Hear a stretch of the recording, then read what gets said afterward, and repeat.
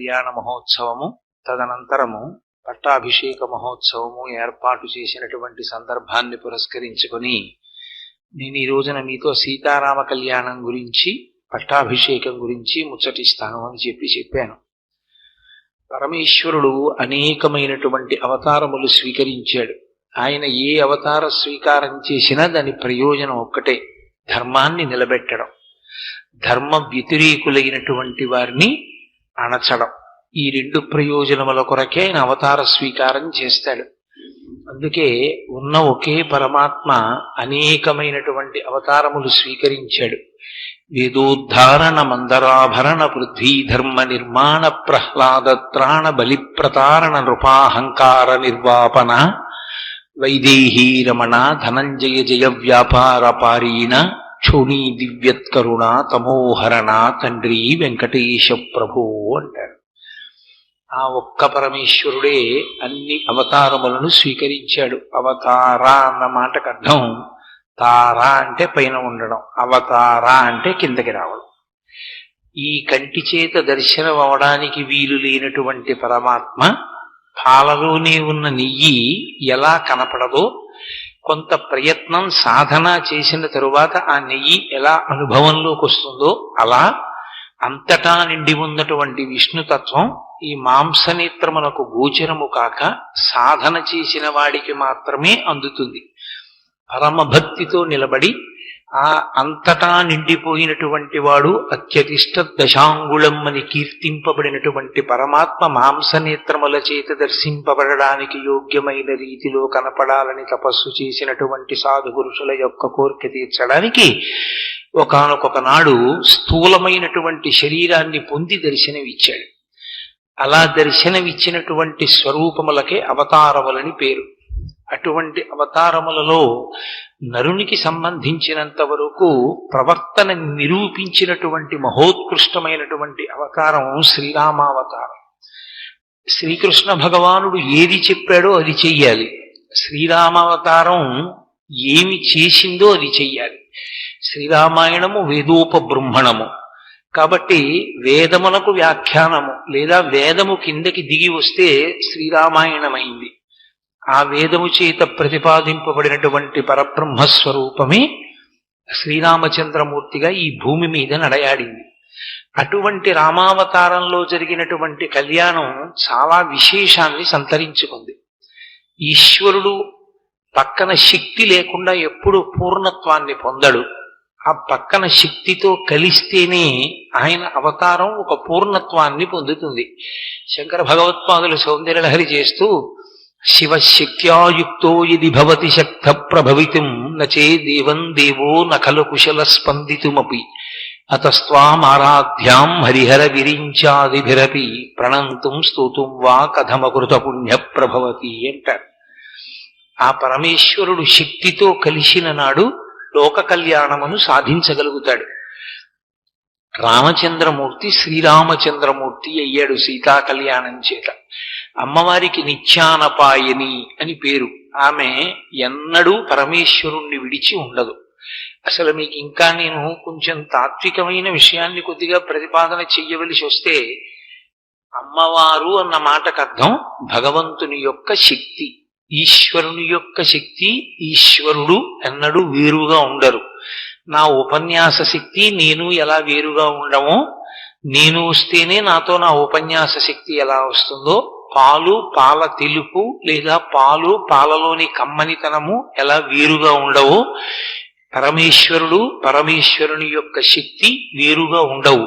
అందుకే ఈశ్వరుడు ఈశ్వరుని యొక్క శక్తి కలిసినటువంటిది లోక కళ్యాణమునకు హేతు అవుతుంది. అందుకే పోతన గారు రుక్మిణీ కళ్యాణాన్ని పూర్తి చేస్తూ అనఘ ఆదిలక్ష్మి అయిన రుక్మిణితోడ క్రీడ సల్పుచున్న కృష్ణు చూచి పట్టణంబులోని ప్రజలుల్లసిల్లిరి ప్రీతులగుచు ముక్త భీతులగుచు అంటారు. ఆ రుక్మిణీదేవితో కలిసినటువంటి కృష్ణ పరమాత్మ సింహాసనమునందు కూర్చుని ఉంటే అక్కడ ఉన్నటువంటి ప్రజలందరూ కూడా భయము నుండి విడిపడ్డారు. వాళ్ళు భయమును పోగొట్టుకున్న వారై మనం రక్షింపబడతామనేటటువంటి పరిపూర్ణమైనటువంటి ధృతిని పొందగలిగారు. కాబట్టి అమ్మవారు ఎన్నడూ ఆయన్ని విడిచిపెట్టి ఉండదు. కాబట్టి ఎప్పుడెప్పుడు ఆయన ఏ అవతారం తీసుకున్నా ఆయా అవతారములలో ఆ పేరుకి తగినట్లుగా మళ్ళీ ఆమె కూడా క్రిందకి దిగి వస్తూ ఉంటుంది. అందుకే గోపరాజు గారు శ్రీరమ సీతగాగ నిజసేవక బృందము వీర వైష్ణవాచార జనంబుగాగ విరజానది గౌతమిగాగ వికుంఠమున్నారయ భద్రశైల శిఖరక్రముగాగ వసించు చేతనోద్ధారకుడైన విష్ణుడవు దశరథీ కరుణాపయోనిధి అంటాడు. శ్రీరమ సీతగాగ, ఆ లక్ష్మీదేవియే సీతమ్మ తల్లిగా ఆవిర్భవించింది జగన్మాత. సీతా కళ్యాణ ఘట్టం అత్యంత ఉత్కృష్టమైంది. మనం లోకంలో ఎప్పుడైనా కళ్యాణం గురించి మాట్లాడతాం, కళ్యాణము అంటే అమ్మవారి పేరు మీదుగా ఉంటుంది తప్ప అయ్యవారి పేరు మీదుగా ఉండదు. శివ కళ్యాణం, కృష్ణ కళ్యాణం, రామ కళ్యాణం అలా ఉండదు. సీతా కళ్యాణం, రుక్మిణీ కళ్యాణం, పార్వతీ కళ్యాణం అని అమ్మవారి వైపు నుంచి పిలుస్తాం. దానికి కారణం ఒకటే, జీవుడు బ్రహ్మముతో ఐక్యమును పొందడమే కళ్యాణం. అది నిరంతరము, ఎందరో జీవులు అలా పూర్ణత్వాన్ని పొందాలి. కాబట్టి కళ్యాణం ఒకరోజు మాత్రమే జరిగేది కాదు, ఇన్ని రోజులైనా జరుగుతుంటుంది నిత్య కళ్యాణం. వివాహం అలా కాదు. వివాహము అంటే అంటే విశిష్టమైన దానిని పొందుట కొరకు ఆశ్రమమును మారుట. ఏది విశిష్టమైనది? పరమేశ్వరుడు. ఆ భగవంతుని యొక్క స్వరూపాన్ని తెలుసుకుని భక్తితో కూడినటువంటి కర్మాచరణము చేత ప్రీతి పొందినటువంటి పరమాత్మ జ్ఞానమిస్తే ఆ జ్ఞానము చేత అద్వైతానుభూతిని పొందుట కొరకు ఆశ్రమమును మారి బ్రహ్మచర్యాశ్రమమును విడిచిపెట్టి గృహస్థాశ్రమములోకి ప్రవేశించేటటువంటి ప్రయత్నమునకు వివాహమని పేరు. కాబట్టి వివాహము పురుషుడు ధరించేటటువంటి ప్రయత్నం. కాబట్టి అది ఒక్కసారే ఉంటుంది. ధర్మపత్నిని తీసుకుని యజ్ఞాధికారాన్ని పొందుతాడు. ఒకసారి సంతానం కలిగిన తరువాత ఇంకా ఆ ఆశ్రమం పరిపూర్ణత పొందినట్టే. కానీ భార్యతో కలిసి ఉండడం ఎందుకు అంటే యజ్ఞయాగాది క్రతువులను చేసి ఈశ్వరుని యొక్క అనుగ్రహాన్ని పరిపూర్ణంగా పొందడానికి, ఎడంభుజం మీద ఉత్తరీయం వేసుకునేటటువంటి అధికారాన్ని నిలబెట్టుకోవడానికి ధర్మపత్ని సహితుడై గృహస్థాశ్రమమునందు ఉంటాడు. కళ్యాణము అన్న మాట వేరు. కళ్యాణము జీవ బ్రహ్మైక్య సిద్ధి, సీతారామ కళ్యాణము. సీతా కళ్యాణ ఘట్టమునందు ఒక విశేషం. అసలు విశ్వామిత్ర మహర్షి వచ్చింది సీతా కళ్యాణం కోసమే. దానికి కావలసినటువంటి అధ్యవసాయాన్నంతటినీ రామచంద్రమూర్తికి ఒక గురువుగా కట్టబెట్టాడు. నరుడిగా ఉన్నాడు కనుక రాముడు. ఆయనకి కావలసినటువంటి సంస్కారమునంతటినీ ఏర్పాటు చేసి ఇప్పుడు జనక మహారాజు గారి యొక్క మిథిలా నగరంలోకి ప్రవేశించాడు. అక్కడ యజ్ఞం చేస్తున్నాడు జనకుడు. జనకుడు యజ్ఞం చేస్తున్నాడు కాబట్టి అక్కడికి వెళ్ళాడు. వెళ్ళిన తరువాత రామచంద్రమూర్తిని జనకుడు ఒక ప్రశ్న వేశాడు. రామా, ఇక్కడ మనం ఎక్కడుందాం అని అడిగాడు. అయితే రాముడు అన్నాడు, గురువుగారు ఇక్కడ నీళ్లు బాగా సమృద్ధిగా లభిస్తాయి, అందుకని ఇక్కడ ఉందాం అన్నాడు. ఒక గురువు, ఒక శిష్యుడు పరిణతి అన్న మాటకు అర్థం అది. ఒక గురువు ఎక్కడ ఉండాలి అంటే భోగం ఎక్కడున్నదో అక్కడ కాదు, జల సమృద్ధి ఉండాలి. ఆయన 4 మాటలు స్నానం చేయడానికి, సంధ్యావందనం చేసుకోవడానికి నీళ్లు అత్యంత అవసరం కనుక ఎక్కడ నీటి ప్రవాహం ఉన్నదో అక్కడ ఉందామన్నాడు రాముడు. చాలా సంతోషించాడు విశ్వామిత్రుడు. ఇద్దరూ కలిసి మరునాటి ఉదయం జనక మహారాజు గారి యొక్క అంతఃపురానికి వెళ్ళాలి. జనకుడు వచ్చి స్వాగతం పలికాడు. బయలుదేరారు, అంతఃపురానికి వెళ్ళారు. అంతఃపురానికి వెళ్ళిన తర్వాత విశ్వామిత్రుని యొక్క హృదయము వేరు. సీతారామ కళ్యాణం జరిపించాలి. రాముడు శ్రీరాముడు కావాలి అంటే సీతాసహితుడు కావాలి. సీతాసహితుడైతే తప్ప రామాయణం ముందుకు వెళ్ళదు. సీతాసహితుడైతే తప్ప రామకార్యము సాధింపబడదు. అసలు శ్రీరామాయణంలో పెద్ద విచిత్రం ఏమిటంటే రామాయణం ఎప్పుడెప్పుడు ఎక్కడెక్కడ ఆగిపోతుందో అక్కడక్కడ రామాయణాన్ని ముందుకు తీసుకెళ్లేటటువంటిది ఆడవాళ్లే తీసుకెడుతుంటారు. ఆ స్త్రీ ప్రవేశం లేకపోతే రామాయణం ఆగిపోతుంది. అందుకే మీరు కొంచెం జాగ్రత్తగా పరిశీలన చెయ్యండి. శ్రీరామాయణం నిజానికి సీతా కళ్యాణ ఘట్టంతో అయిపోయింది. వాళ్ళు సంతోషంగా ఇంటికి వచ్చేశారు, అంతఃపురంలో ఆనందంగా ఉంటున్నారు. మందర ప్రవేశించింది. కైకమ్మకి అనేకమైనటువంటి చెప్పకూడని మాటలు చెప్పింది. ప్రభావితురాలైన కైకమ్మ 2 వరాలు అడిగింది. రామాయణం ముందుకెళ్ళింది.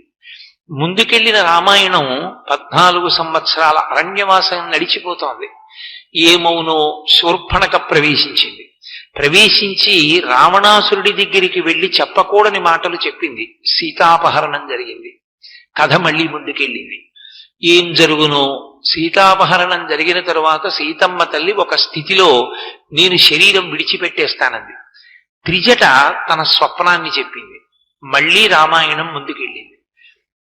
ఇంకా కొంత ముందుకెళ్ళిన తర్వాత ఒకానొక సందర్భంలో యుద్ధకాండలో రామచంద్రమూర్తి స్పృహ తప్పి యుద్ధభూమిలో పడిపోయి ఉంటే రాముడు మరణించాడని పైనుంచి పుష్పక విమానంలో తీసుకొచ్చి చూపించి నమ్మబలికారు. సీతమ్మ తల్లి భర్త శరీరం విడిచిపెట్టాడనుకుని ప్రాణం విడిచిపెట్టవలసినంత స్థితికి వెళ్ళిపోయింది. అప్పుడు సరమ నిజం చెప్పింది. విధవ అయినటువంటి స్త్రీని పుష్పక విమానం వహించదు, కాబట్టి నీ భర్త బతికున్నాడని చెప్పింది. రామాయణం ముందుకెళ్ళింది. రామాయణం ఎక్కడ ఆగిపోతుందని అనుకుంటామో అక్కడ ఒక స్త్రీ ప్రవేశిస్తుంది. ఆ స్త్రీ ప్రవేశించిన కారణం చేత రామాయణం ముందుకెడుతుంటుంది. రామాయణంలో అదొక విచిత్రం. కాబట్టి సీతారామ కళ్యాణ ఘట్టం కనుక ఆ విశ్వామిత్ర మహర్షి దగ్గరికి వెళ్ళారు. రామలక్ష్మణ సహితుడైనటువంటి విశ్వామిత్రుడు. ఎందుకని? రాముణ్ణి శ్రీరాముణ్ణి చెయ్యాలి కనుక, సీతా సహితుణ్ణి చెయ్యాలి కనుక. వెళ్ళినవాడు చాలా గుంభనంగా మాట్లాడతాడు, ఎక్కడ బయటపడడం. రామా, నిన్ను ఇక్కడికి ఎందుకు తీసుకొచ్చానో తెలుసా? సీతా కళ్యాణం కోసమే తీసుకొచ్చా. నీకు ఈ అమ్మాయినిచ్చి వివాహం చేద్దాం అనుకుంటున్నాను. అన్ని విధాలా యోగ్యురాలు, నేను గురువుని, కాబట్టి నేను చెప్తున్నాను అనడు. ఎందుకు అనడంటే విశ్వామిత్ర మహర్షికి తన గాంభీర్యము, తన గురుత్వము, తన పరిణతి మీద అపారమైనటువంటి విశ్వాసమేమి నిజంగా మహానుభావుడు అంతటి వాడే. కాబట్టి ఆయన లేకి మాటలు మాట్లాడడు. ఆయనకి తెలుసు రామచంద్రమూర్తి ఎటువంటి వాడు. తన శిష్యుడి గురించి తనకే తెలియని వాడు గురువు ఎలా అవుతాడు? 2 రెళ్ళు 4 ఎంత ఖచ్చితమో గురువు శిష్యుడిని అలా లెక్క కట్టుకోగలడు. కాబట్టి ఒక మాట అన్నాడు. ఆయన మనసులో భావన ఒకటి ఉంది. రామచంద్రమూర్తి వివాహం విషయంలో జోక్యం చేసుకుంటే, అంటే మళ్ళీ నరుడి కథగా మాట్లాడుతున్నాను నేను, అందుకని వివాహం అన్న మాట వాడుతున్నాను. రాముడి వివాహం విషయంలో తను జోక్యం చేసుకుంటే రాముడు అంగీకరించడన్న విషయం విశ్వామిత్రుడికి తెలుసు. ఎందుకని? రామచంద్రమూర్తి పరమ ధార్మికుడు, రాశీభూతమైన ధర్మము. తనకి ఎవరు భార్యగా ఉండాలో నిర్ణయించవలసిన వాడు తనని కన్న తండ్రి తప్ప అన్యులు కారు అన్నది ఆయన విశ్వాసం. అదే శాస్త్రీయం కూడా. కాబట్టి గురువుగారు అది మా నాన్నగారు చూస్తారు కదా అన్నారనుకోండి, గురువైన విశ్వామిత్రుడికి అది ఎంత అవమానకరంగా ఉంటుంది. తను ధర్మం విషయంలో కొద్దిగా వైక్లభ్యాన్ని పొందినట్టుగా ఉంటుంది. కాబట్టి ఎక్కడా విశ్వామిత్రుడు బయటపడడం. నిన్ను సీతా కళ్యాణం కోసం తీసుకొచ్చాననడం. క్షత్రియులకు అత్యంత ఇష్టమైనదేదో దానినే మిషగా పెడతాడు. నిజంగా కూడా సీతారామ కళ్యాణం జరగడం కోసమే వచ్చింది ఆ శివధనస్సు. శివుడు ఏదో అమాయకుడై ఏదో ప్రయోజనం లేకుండా, అర్థం లేకుండా తన ధనస్సు పట్టుకెళ్ళి మీ ఇంట్లో పెట్టుకోండని కాకతాళీయంగా ఇవ్వలేదు. పరమశివుడంటేనే సమస్తమిరిగినవాడు. ఈశాన సర్వ విద్యానాం ఈశ్వర సర్వభూతానాం బ్రహ్మాధిపతి బ్రహ్మణోధిపతి బ్రహ్మా శివో మే అస్తు సదాశివోం. సదాశివ అన్న బిరుద ఆయనకే ఉంది. సదా విష్ణు సదా బ్రహ్మ లేదు. సదాశివోం. ఆయన ఎప్పుడూ మంగళప్రదుడు, ఎప్పుడూ కళ్యాణకారకుడు. కాబట్టి ఆయనకి తెలుసు జరగబోయే కథ. అందుకే తన ధనస్సుని అక్కడ న్యాసంగా ఉంచాడు. ఇప్పుడు శివధనస్సు ముందక్కడికి వెళ్ళిపోయింది జనక మహారాజు గారింటికి. ఈ ధనస్సుని అడ్డు పెట్టాడు విశ్వామిత్రుడు. ధనస్సు చూడవయా అంటే ఒక క్షత్రియుడు అభ్యంతరం పెట్టకూడదు. ఎందుకని? ఒక వ్రాయసగాడికి ఘంటం ఎంత అవసరమో, ఒక యజ్ఞం చేసేటటువంటి వాడికి సృక్కు స్రవం ఎంత అవసరమో, ఒక యజ్ఞం చేసేటటువంటి వ్యక్తి ఉన్నాడు అనుకోండి, ఆయన ఎప్పుడు యజ్ఞం చేస్తుంటాడు. ఆయన్ని మీరు సృక్కులు స్రవాలు కొన్ని అక్కడ పెట్టి ఎంత బాగున్నాయో ఎంత బాగా చేశారో అన్నారనుకోండి, ఆయన వచ్చి దాన్ని పట్టుకుని చూడకుండా ఉండలేడు. ఎవరికి ఉండేటటువంటి అభిరుచి వలన తత్సంబంధమైనటువంటి పరికరముల మీద అనురక్తితో ఉంటారు. కాబట్టి క్షత్రియుడైనటువంటి రామచంద్రమూర్తి అంత పెద్ద ధనస్సుని చూపిస్తాను అంటే కాదనడు, తప్పకుండా చూస్తాడు. ధనస్సు మనకెందుకు లేదు అన్నాడంటే అసలు రామచంద్రమూర్తి యొక్క పరాక్రమం సుక్షత్రియత్వం ప్రశ్నింపబడతాయి. ఆ మాట అనడాయన ఆయన తప్పకుండా చాలా గొప్ప ధనస్సు, అది పరమశివుడు ఎక్కుపెట్టిన ధనస్సు అంటే చూడవలసిందే అంటాడు. అందుకే ధనస్సునే అడ్డు పెట్టాడు విశ్వామిత్రుడు, బయటపడలేదు. ఇద్దరు పిల్లల్ని తీసుకుని వెళ్ళాడు. జనక మహారాజు గారు వచ్చాడు. మహాపూజ్యుడివి నువ్వు వచ్చావు, ఇంతకన్నా సంతోషం ఎక్కడుందన్నాడు. అర్ఘ్యపాద్యాదులు ఇచ్చాడు, పూజించాడు. విశ్వామిత్ర మహర్షిని కూర్చోబెట్టాడు. అకస్మాత్తుగా విశ్వామిత్రుడు అన్నాడు, వీళ్ళిద్దరూ రామలక్ష్మణులు, సుక్షత్రియులు, దశరథ మహారాజు గారి బిడ్డలు, నా యజ్ఞ సంరక్షణం కోసం వచ్చారు. సిద్ధాశ్రమంలో యజ్ఞాన్ని రక్షించారు.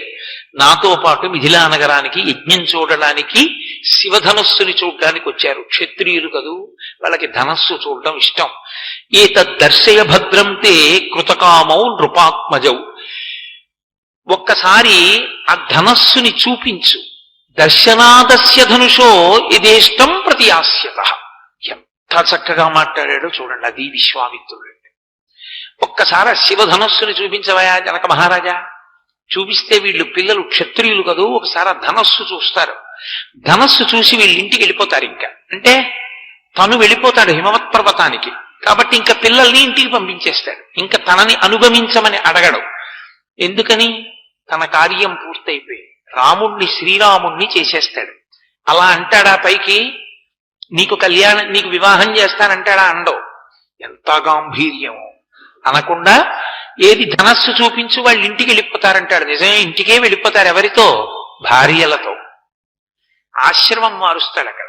అది విశ్వామిత్రుడి యొక్క గొప్పతనం. అందుకని ఏతద్దర్శయ భద్రం తే కృతకామౌ నృపాత్మజం, దాన్ని చూసి ధనస్సుని వాళ్ళు కృతకామౌ, వాళ్ళు కోరిక తీరిన వాళ్ళు అవుతారు. ఎందుకని? నృపాత్మజౌ, రాజకుమారులు కనుక వాళ్ళకి ధనస్సుల యందు ప్రీతి ఉంటుంది కనుక ఒక్కసారి చూపించు. ధనస్సు చూపించు అంటే మిగిలిన కథ జనకుడు చెప్తాడు. అది విశ్వామిత్రుడికి తెలుసు. కొంతమంది బలహీనత ఉంటుంది. వాళ్ళు ఏదో ప్రశాంతంగా కూర్చున్నారనుకోండి, అసలు రామాయణంలో రాముడండి అని మీరు అన్నారనుకోండి, ఆయన కాకినాడ వెళ్ళే వరకు మాట్లాడతాడు. ఎందుకంటే ఆయనకి అది బలహీనత.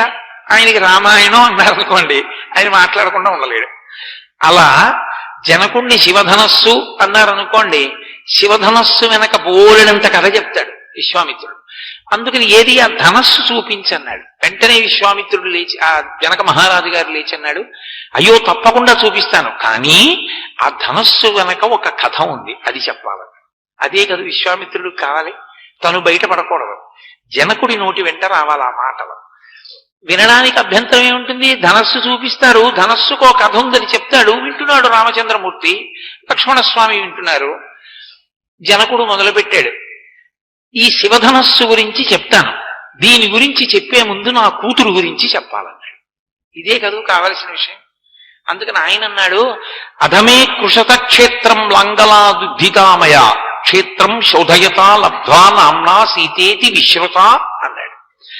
నేను ఒకానొకప్పుడు యజ్ఞం చేద్దామని నాగలి పట్టుకుని భూమిని దున్నుతున్నాను. భూమిని దున్నుతున్న సమయంలో భూమిలో నుండి ఉద్ధిత అన్నాడు, పైకి లేచింది ఇలా ఒక ఆడపిల్ల. ఆమె ఏదో చిన్న పిల్ల, చంటి పిల్ల, మందసంలో దొరికింది, పద్మావతీదేవి దొరికినట్టుగా పద్మముల మధ్యలో ఒక పెట్టెలో దొరికిందని రామాయణంలో లేదు. ఆమె ఉద్ధిత, పైకి లేచింది భూమిలోంచి. నాగటి చాలు తగిలి పైకి లేచి ఆమె నిలబడింది. జనక మహారాజు గారు ఎత్తుకున్నాడు ఆ పిల్లని. పూర్వం అష్టవర్షేత్ భవేత్ కన్యా కదా, ఆ పిల్లని ఎత్తుకున్నాడు. ఎత్తుకుని నిలబడ్డాడు. ఈ రహస్యం ఎక్కడ చెప్పింది సీతమ్మ? ఇక్కడ చెప్పలేదు బాలకాండలో. సీతా కళ్యాణ ఘట్టంలో దీన్ని చెప్పలేదు మహర్షి. అయోధ్యకాండంలో అత్రి అనసూయుల యొక్క ఆశ్రమాన్ని దర్శనం చేసినప్పుడు అనసూయమ్మ నీ కళ్యాణ ఘట్టం గురించి చెప్పుకుంటూ ఉంటారు ప్రజలు, నేను రాలేదు ఆ కళ్యాణానికి, ఏది ఆ కళ్యాణం గురించి చెప్పు అని అడిగినప్పుడు ఈ రహస్యాన్ని చెప్పింది.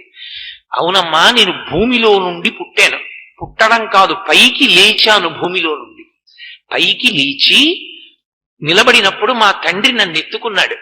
ఎత్తుకున్న జనక మహారాజు గారికి అనుమానం వచ్చింది, ఈ పిల్ల భూమి నుండి లేచింది, నేను భూమిని దున్నుతుంటే ఇప్పుడు ఈ పిల్లని నేను ఎత్తుకున్నాను, ఈ పిల్ల నాకేమవుతుంది అని అనుమానం వచ్చింది. దొరికిన పిల్ల కూతురా ఏమవుతుంది ఈ పిల్ల? ఈమె మనుష్యకాంత కాదు. మనుష్యకాంత అయితే ఒక లక్షణం ఉంటుంది. చాలా ప్రహృష్టమైన మనసు పొందినటువంటి పురుషుని యొక్క తేజస్సు తన భార్య యందు ప్రవేశపెట్టబడితే శుక్రశోణితములు కలిసి పిండమేర్పడి ఆనాటి కాలాన్ని బట్టి 12 నెలల తరువాత స్త్రీ యొక్క యోని నుండి బయటికి వస్తే అప్పుడు నరజన్మ. కానీ ఆమె అలా రాలేదు. స్త్రీ పురుష సంపర్క సంబంధం లేదు, భూమి నుండి పైకి లేచింది. కాబట్టి ఆమె నరకాంత కాదు, తెలిసిపోతాం. నరకాంత కానిది నరకాంతలా ఉంది. పైకి ఆడపిల్ల మనుష్యకాంతలా ఉంది, కానీ ఆమె మనుష్యకాంత కాదు. ఎందుకని? మనుష్యకాంత అంటే ఎలా పుట్టవలసిన అవసరం ఉందో అలా ఆమె పుట్టలేదు కనుక. ఇది జనకుడి అనుమానం. అయినప్పుడు ఈమె నరకాంత కానప్పుడు నేను నరుణ్ణి, నాకు ఈమె ఏమవుతుంది?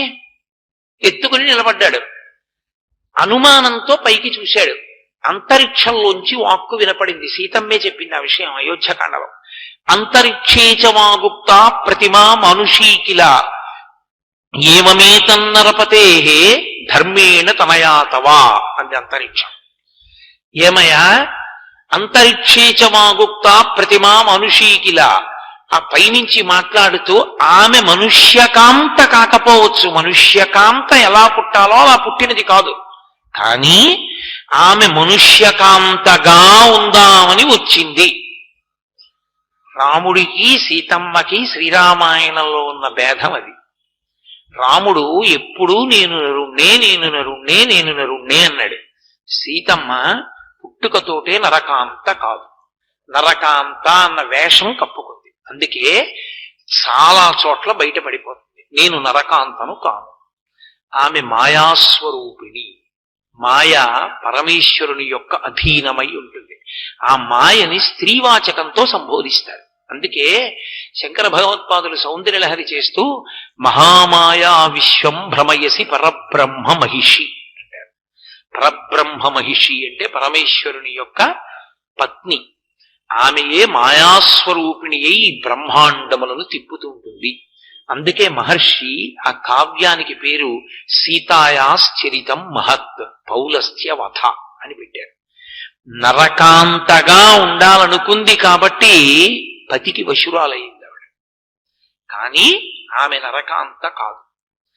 ఆ కారణం చేత అంతరిక్షంలోంచి మాట వినపడిందమ్మా అంది. ఒక్క మాట చెప్తే పట్టుకోగలదు అనసూయమ్మ. ఆవిడ శక్తి అటువంటిది. అందుకని ఒక్క అనసూయమ్మకే చెప్పింది రహస్యం. ఎక్కడా రామాయణంలో ఇక మాట్లాడలా. ఒక్క చోట మాత్రం బయటపడింది. ఏదో 12 వర్షాహం రఘవస్య నివేశనే భుంచ్వాన్ మానుషాన్ భోగాన్ అందోసారి. 12 ఏళ్లు నేను రామచంద్రమూర్తి మందిరంలో మనుష్యులు అనుభవించే భోగాలు అనుభవించానండి. మనుష్యులు అనుభవించే భోగాలు అనుభవించానడం ఏమిటి? నేను ఏమంటే విశాఖపట్నంలో సుబ్బారావు గారింట్లో మనుష్యులు అనుభవించే భోగాలన్నీ అనుభవించాను అన్నాను అనుకోండి. ఇప్పుడు మనుష్యులు అనుభవించే భోగాలు, నువ్వు మనిషివిగా ఏమిటి అనరు నన్ను. సీతమ్మ అలా అన్నం ఏమిటి? ఆమె మనుష్యకాంత కాదు కనుక. అందుకుని ఆవిడ అలా అందు ఒక చోట సుందరకాండలో. కాబట్టి ఆ తల్లి ఒక నరకాంతగా నటిస్తోంది. నటిస్తూ అంతరిక్షంలోంచి మాట వినపడిందమ్మా, ధర్మేణ తనయాతవా, ధర్మము చేత ఈమె నీకు కుమార్తెయే. నీకు కుమార్తెగా లభించాలన్న కోరికతోటే ఆమె నీకు కూతురుగా వచ్చింది. ఎందుకు వచ్చింది? శివధనస్సు ఉంది అక్కడ. సీతా కళ్యాణం అంతా ధనస్సుతోటే ముడి. అందుకని అక్కడికి వచ్చింది ఆవిడ. అందుకని ధర్మేణ తనయాతవా, నీకు కూతురే అంది. అయితే నాకు కూతురే అన్నాడు. పేరు ఆయన పెట్టలేదు, ఆమె పెట్టుకుంది. పైకి వస్తున్నప్పుడే భూమిలోంచి సీత అని పేరు పెట్టుకుని వచ్చింది. అందుకని సీత అన్న నామకరణము జనక మహారాజు గారు చేశారని రామాయణంలో లేదు. నామ్నా సీతేతి విశ్రుత అన్నాడు ఆయన. బయటికి వచ్చిన పిల్ల సీత అని పేరు పెట్టుకుని పిలవబడింది. జనకుణ్ణి అనుగ్రహించింది కనుక జానకి. అమ్మవారి తత్వంలో ఒక పెద్ద విశేషం ఉంటుంది. భక్తితో కొలిచిన వారికి ఎంతమందికైనా ఆమె కుమార్తెగా వస్తుంది. ఒకనాడు కాత్యాయన మహర్షి కోరుకున్నాడు, కాత్యాయని అన్న పేరుతో వచ్చింది. ఒకప్పుడు భృగు మహర్షి కోరుకున్నాడు, భార్గవి అన్న పేరుతో వచ్చింది. ఒకనాడు హిమవంతుడు కోరుకున్నాడు, హైమవతి అన్న పేరుతో వచ్చింది. ఒకనాడు దక్షుడు కోరుకున్నాడు, దాక్షాయణి అన్న పేరుతో వచ్చింది. ఒకనాడు జనకుని భక్తికి మెచ్చింది, జానకి అన్న పేరుతో వచ్చింది. ఒకరోజు ఆకాశరాజును అనుగ్రహించింది, పద్మావతి అన్న పేరుతో వచ్చింది. ఎన్ని పేర్లతోనైనా వస్తుంది, ఆమె భార్య మాత్రం పరమేశ్వరుడికి ఒక్కడికి. అసలు ఆ స్థానాన్ని ఎవరైనా మనసులో ఊహ చేసిన పురుషుడిగా, శంకరుడు సౌందర్యలహరిలో అంటారు, శివే శృంగారార్ధ్ర తదితర జనే కుత్సనపరా. ఆమె కళ్ళెర్రబడి చూస్తుంది, ఏమిరా నువ్వు పురుషుడివా అని. అమ్మా నేను నీ కొడుకునమ్మా అని నిలబడాలి. అందుకే ఆమె ఒక్క పరమేశ్వరునికి ఇల్లాలు. ఆమె శివకామ సుందరి, మనకి అఖిలాండీశ్వరి, అందరికీ తల్లి. ఆమె సమస్త జగత్తుకు జనని. అక్కడొచ్చింది రావణుడి యొక్క దోషం, అందుకొచ్చింది ఆవిడ. ఆ పాపం మూట కట్టించి చంపడానికి వచ్చింది. అందుకే మహర్షి సీతాయాశ్చరితం మహత్ అన్నారు. కాబట్టి నేను బాలకాండలో ఇది లేదు, అయోధ్యకాండలోంచి కలుపుకొచ్చాను. కాబట్టి ఒకనాడు అంతరిక్షం ధర్మము చేత ఆమె నీ కుమార్తెయే అన్న కారణం చేత నేను ఆమెని నా ఇంటికి తీసుకొచ్చాను. ఆ పిల్ల పెరిగి పెద్దదవుతోంది. నేను ఆమెని వీర్యశుల్కగా ప్రకటించాను అన్నాడు. ఎందుకు అలా ప్రకటించడం? వీర్యశుల్క అంటే పరాక్రమవంతునికి ఇస్తానన్నాం. పరాక్రమం ఉన్నవాడని గుర్తేమిటి? ఎవరు శివధనస్సు ఎక్కువ పెడితే వాళ్ళకి ఇస్తానన్నాడు. ఎందుకు ఆ మాట అన్నం జనకుడు? యోగ్యుడైన వాడెవరో నిర్ణయించి కన్యాదానం చేయలేడా? జనకుడు అమాయకుడా? కాదు. ఆయనకు ఒక విషయం తెలుసు, ఈ పిల్ల నరకాంత కాదు. ఈమె నరకాంతగా వచ్చింది. ఈమె మాయాస్వరూపం. ఈమెని వహించగలిగినవాడు, భరించగలిగినవాడు, ధరించగలిగినవాడు ఈశ్వరుడు ఒక్కడే. ఆ ఈశ్వరుడు ఎక్కడో నరుడి రూపంలో పుట్టాడు. నరుడిగా ఉన్నవాడు కాబట్టి బయటపడడం. నేను నరుణ్ణంటాడు కాబట్టి దొరకడం. దొరకాలంటే ఒక్కటే ఆధారం, నరుడిగా ఈశ్వరుడు వచ్చాడు అంటే అధర్మాన్ని తొక్కి ధర్మాన్ని నిలబెట్టడానికి వస్తాడు. కాబట్టి ధనస్సు పట్టుకుంటాడు. ధనస్సు పట్టుకుంటాడు కాబట్టి క్షత్రియుడుగా వచ్చి ఉంటాడు. శివధనస్సు ఎక్కువ పెట్టిన వాడికి ఇస్తానంటాను. శివధనస్సు ఒక్క ఎవడు పరమేశ్వరుడు అవతారముగా వచ్చాడో వాడే ఎత్తగలడు, మిగిలిన వాళ్ళు ఎత్తలేరు. ఇది జనకుడి లెక్క. అందుకు ఆమెని వీర్యశుల్కని చేశాడు. చెప్పుకున్నాడు తనే తర్వాత, వీర్యశుల్కాం మమసుతాం సీతాం అని ఒక చోట చెప్పుకున్నాడు. నేనే ఈమె నాకు ధర్మము చేత కుమార్తె అయిన దానిని వీర్యశుల్కని చేశాను అన్నాడు. వీర్యశుల్క అంటే పరాక్రమము చేత మాత్రమే పొందబడుతుంది అని ప్రకటించాడు. ప్రకటించి ఈ శివధనస్సు గురించే చెప్పానయ్యా విశ్వామిత్ర, ఈ శివధనస్సు మా ఇంట న్యాసముగా ఉన్నది. న్యాసం అంటే విక్షేపింపబడి ఉన్నది. ఎవరి చేత? శివుని చేత. మా వంశంలో ఒకరికి ఇచ్చాడు ఆయన, ఇచ్చి పెట్టుకోమన్నాడు ఇంట్లో. ఎందుకు? ఆయన సర్వమెరిగినవాడు. ఆయనకి తెలుసు ఎదర ఎదర ఇంత జటిలమైన ఘట్టం వస్తుంది. అప్పుడు ఈ శివధనస్సే జవాబు చెప్పాలి. అందుకుని ధనస్సు ఇక్కడుంది. కాబట్టి ఓ విశ్వామిత్ర మహర్షి, ఆయన అలా అనడు. విశ్వామిత్ర మహర్షి అనడు, హే బ్రహ్మన్, హే భగవన్ అంటూ ఉంటాడు. గురువు గారిని పిలిచేటప్పుడు అది అంత గౌరవం. హే బ్రహ్మన్ అంటాడు. బ్రహ్మమిరిగినవాడా, బ్రహ్మవిత్ బ్రహ్మైవ భవతి, బ్రహ్మమిరిగి బ్రహ్మమైనవాడా, హే భగవన్, నీకు భగవంతుడికి అభేదం, గురువు పరబ్రహ్మస్వరూపం, అందుకని హే భగవన్ అని పిలుస్తూ ఉంటాడు. కాబట్టి ఆయన అన్నాడు, ఈ కథ శివధనస్సుతో ముడిపడింది కాబట్టి ఇప్పుడు శివధనస్సు చూపించు అని అడుగుతున్నావు, ఈ పిల్లలకి చూపిస్తాను. చూపించే ముందు నేను ఈ మాట చెప్పాలిగా, అందుకుని చెప్తున్నాను. అయితే ఇంకా కొంత కథ ఉంది బ్రహ్మన్, అది కూడా మీరు వినాలి. నేను ఆమెని వీర్యశుల్కాన్ని ప్రకటించిన తరువాత ఆమె అందచందములను గురించి రాజులందరూ తెలుసుకున్నారు. మొదట రాజులందరూ ఒక్కొక్కడొక్కొక్కడు వచ్చాడు సీతమ్మని చేపట్టాలన్న కోరికతో. సాధ్యం కాదని జనకుడికి తెలుసు. తెలిసిన ఎవరు పట్టుకోగలడో చూడాలి కదూ, అందుకని రాజులందరినీ అనుమతించాడు. ఒక్కొక్కడు వచ్చాడు, శివధనస్సుని చూశాడు, ఎత్తలేకపోయాడు, వెళ్ళిపోయాడు. ఈ వెళ్ళిపోయిన వాళ్ళు కొన్ని వేల మంది అయిపోయారు. వెళ్ళిపోయి వాళ్ళందరూ అవమానపడి ఓ సంఘం పెట్టుకున్నారు. ఉరే, మనని అవమానించడానికి వీర్యశుల్క అన్నాడు రా, ఆ శివధనస్సు ఎక్కువ పెట్టేవాడు ఎవడో.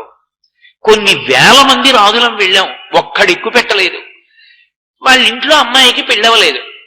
సీతమ్మ పెళ్లి ఎందుకు అవ్వలేదంటే ఇల్లు ఎక్కువ పెట్టే రాజేయడంటాడు. అంటే అవమానమేనా కాదా?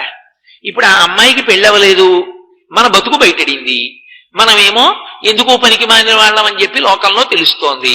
వాళ్ళకి కోపం వచ్చి ఎలా అయినా జనక మహారాజు గారిని నిగ్రహించి ఆ పిల్లని ఎవరు చేపట్టాలి తర్వాత నిర్ణయిద్దాం, ముందు జనకుణ్ణి యుద్ధంలో ఓడించి బందీకృతుణ్ణి చేయడమో సంహరించడమో చెయ్యాలి, కాబట్టి రెండు అన్నారు. అలా ఉంటుంది విచిత్రం లోకంలో. కాబట్టి ఏదో అప్పటి వరకు ఎలా ఉన్నా ఎన్నికలు వచ్చేటప్పటికి సీట్ల సర్దుబాటులా ఉంటుందన్నమాట. కాబట్టి వాళ్ళందరూ కలిసి ఒక సంఘం పెట్టుకున్నారు. అందరూ కలిసి జనక మహారాజు గారి మీదకి యుద్ధానికి వచ్చారు. అందరూ కలిసి జనక మహారాజు గారి మీదకి యుద్ధానికి వస్తే జనకుడు అంతఃపురంలో కూర్చుని యుద్ధం చేస్తున్నాడు.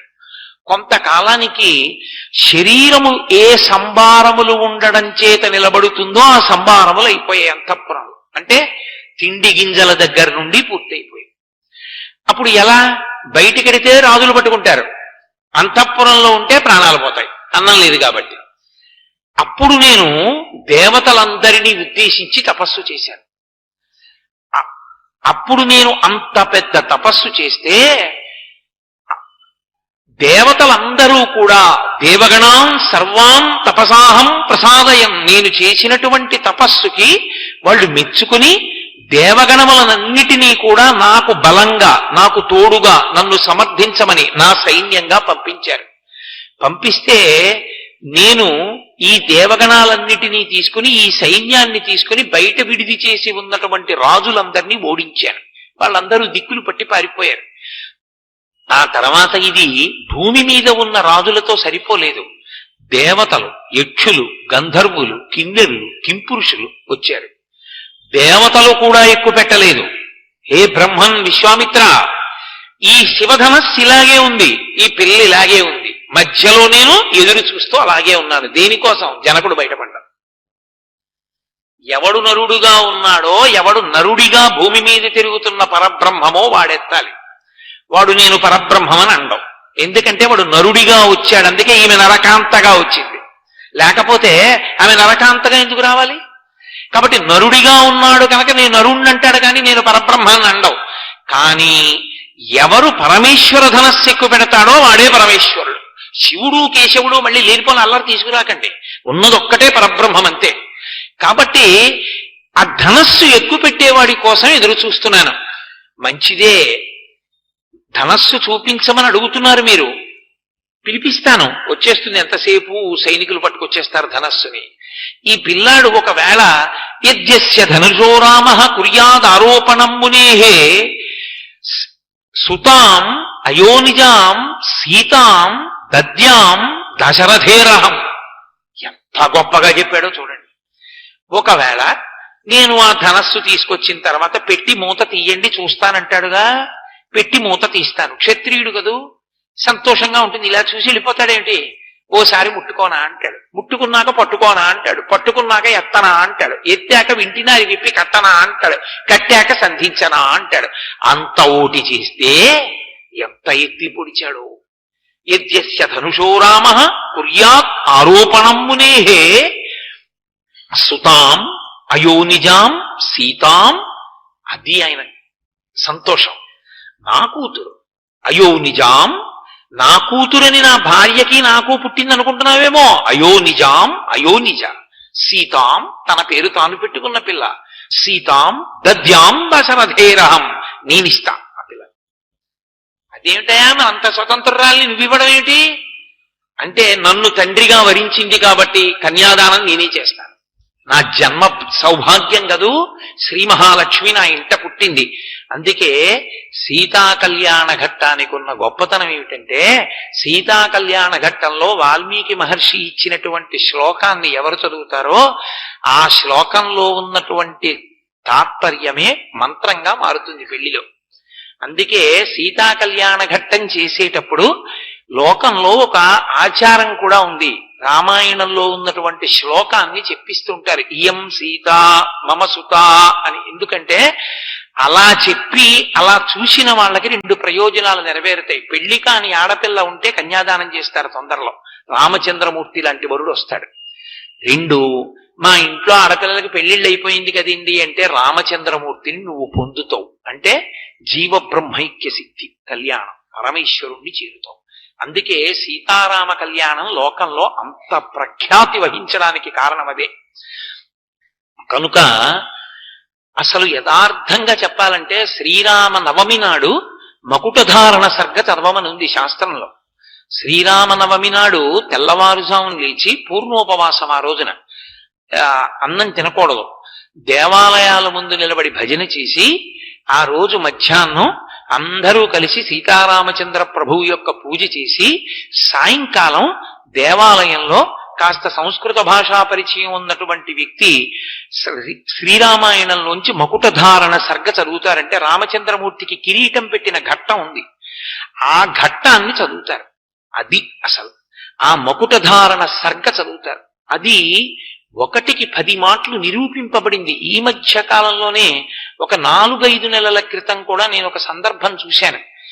చాలా పెద్ద కష్టంలోకి వెళ్ళిపోయిన వ్యక్తి మకుటధారణ సర్గ పారాయణ చేసిన 3 రోజుల్లో బయటకు వచ్చేసాడంటే కష్టం నుంచి బయటపడిపోయాడు. మకుటధారణ సర్గ అంత గొప్పది. అందుకే మిగిలిన పట్టాభిషేకాలకంత విశేషంగా చేయరు. గోవింద పట్టాభిషేకం ఉంది కానీ ఎప్పుడో తప్ప జరగదు. ఒక్క రామ పట్టాభిషేకం చేస్తారు. కారణం ఏమిటో తెలుసా? రామ పట్టాభిషేకం చేసేటప్పుడు ఆ కిరీటాలు చూసి ఆ కిరీటాల్ని వశిష్ఠ మహర్షి పెట్టారు. ఆ కిరీటాన్ని ఎత్తి తీసుకెళ్లి రామచంద్రమూర్తి తల మీద పెడుతుండగా ఎవరు చూస్తారో వాళ్ళకి వస్తున్న కష్టాలు కూడా తొలగుతాయి అంటారు. ఆ మకుట ధారణ అంత గొప్పది. అందుకని ఇవాళ ప్రత్యేకంగా రేపు జరగబోతోంది కాబట్టి నేను ఇవాళ నా ఉపన్యాసాన్ని మానవీయ సంబంధములలోంచి కళ్యాణము పట్టాభిషేకము అని తీసుకోవడానికి కారణం అదే. సరే, సీతారామ కళ్యాణం చెయ్యడం ఆంధ్రదేశంలో ఆచారం. ప్రత్యేకించి భద్రాచలం సీతారామ కళ్యాణాన్ని ప్రత్యక్ష ప్రసారాలుగా చూస్తూ ఉంటాం మనం. కనుక ఇప్పుడు ఆయన అన్నాడు, ఈ ధనస్సుని కానీ పిల్లవాడు ఎక్కువ పెడితే సుతాం అయోనిజాం సీతాం దద్యాం దశరథేరహం, దశరథుని కొడుకి పిల్లాడికి ఇస్తాను అని వెంటనే ఓ నవ్వు నవ్వి అన్నాడు. అవగతిర్మానుషానంచ ధనుషాస్య ప్రపూరణే ఆరోపణే సమాయోగే వేపనే తొలనేపివా. ఆ మనుష్యుడు దశరథ కుమారుడు ఈ పిల్లవాడ ఎక్కువ పెట్టేది. దేవతలు, యక్షులు, గంధర్వులు, కిన్నెరులు, కింపురుషులు ఎక్కువ పెట్టలేకపోయారు. కడుపులో ఆలోచన వేరు, నరుడు ఎక్కువ పెట్టాలి. కానీ ఒక పక్క ఎంత చిన్నతనం చేశాడో చూడండి. దేవతలే చేయలేదు, నరుడు ఏం చేస్తాడు? పగతిర్మానుషానంచ ధనుషాస్య ప్రపూరణే, ఒక మనుష్యుడు ఏమి ఎక్కువ పెడతాడయా? ఆరోపణే సమాయోగే వేపనే తొలనేపివా. అదేం ఆ శివధనస్సుని ఎక్కువ పెట్టడం అంటే ఏం మాటలేమిటి? దాన్ని పట్టుకుని ఎత్తి నించోపెట్టాలి. నించోపెట్టి దాన్ని అలాగే పట్టుకుని వంగాలి. వంగి కింద కట్టినటువంటి తాడు విప్పాలి. విప్పి ఆ పైకి వెయ్యాలి. వేసి ముడి వెయ్యాలి. ముడి వేసి ఆ వింటినారిని ఆకర్ణాంతం లాగాలి టంకారానికి. అలా చేయగలడా? అంత శివధనస్సునెత్తి పట్టగలడా? పగతిర్మానుషానంచ ధనుషాస్య ప్రపూరణే ఆరోపణే సమాయోగే వేపనే తొలనే. ఎంత ఎత్తి పొడిచాడు! త్రికాల వీధి అన్నీ తెలుసున్నవాడు. ఆయన ముందే చెప్పాడు, అహం విద్మి మహాత్మానం రామం సత్యపరాక్రమం వశిష్ఠోపి మహాతేజ ఏచే మే తపసి స్థితాః అన్నాడు. నాకు తెలుసు రాముడెవరో అన్నాడు విశ్వామిత్రుడు. ఆయనకి తెలుసు. బయటపడ్డాడనుకోండి, నీ మోహం నీకేం తెలుసు, ఇతను ఎత్తగలడు అన్నాడు అనుకోండి. గురువుగారు ఎత్తితే పిల్లనిస్తానంటున్నారు, మనకెందుకంటే మా నాన్నగారు కూడా వచ్చాక చూద్దాం అంటే.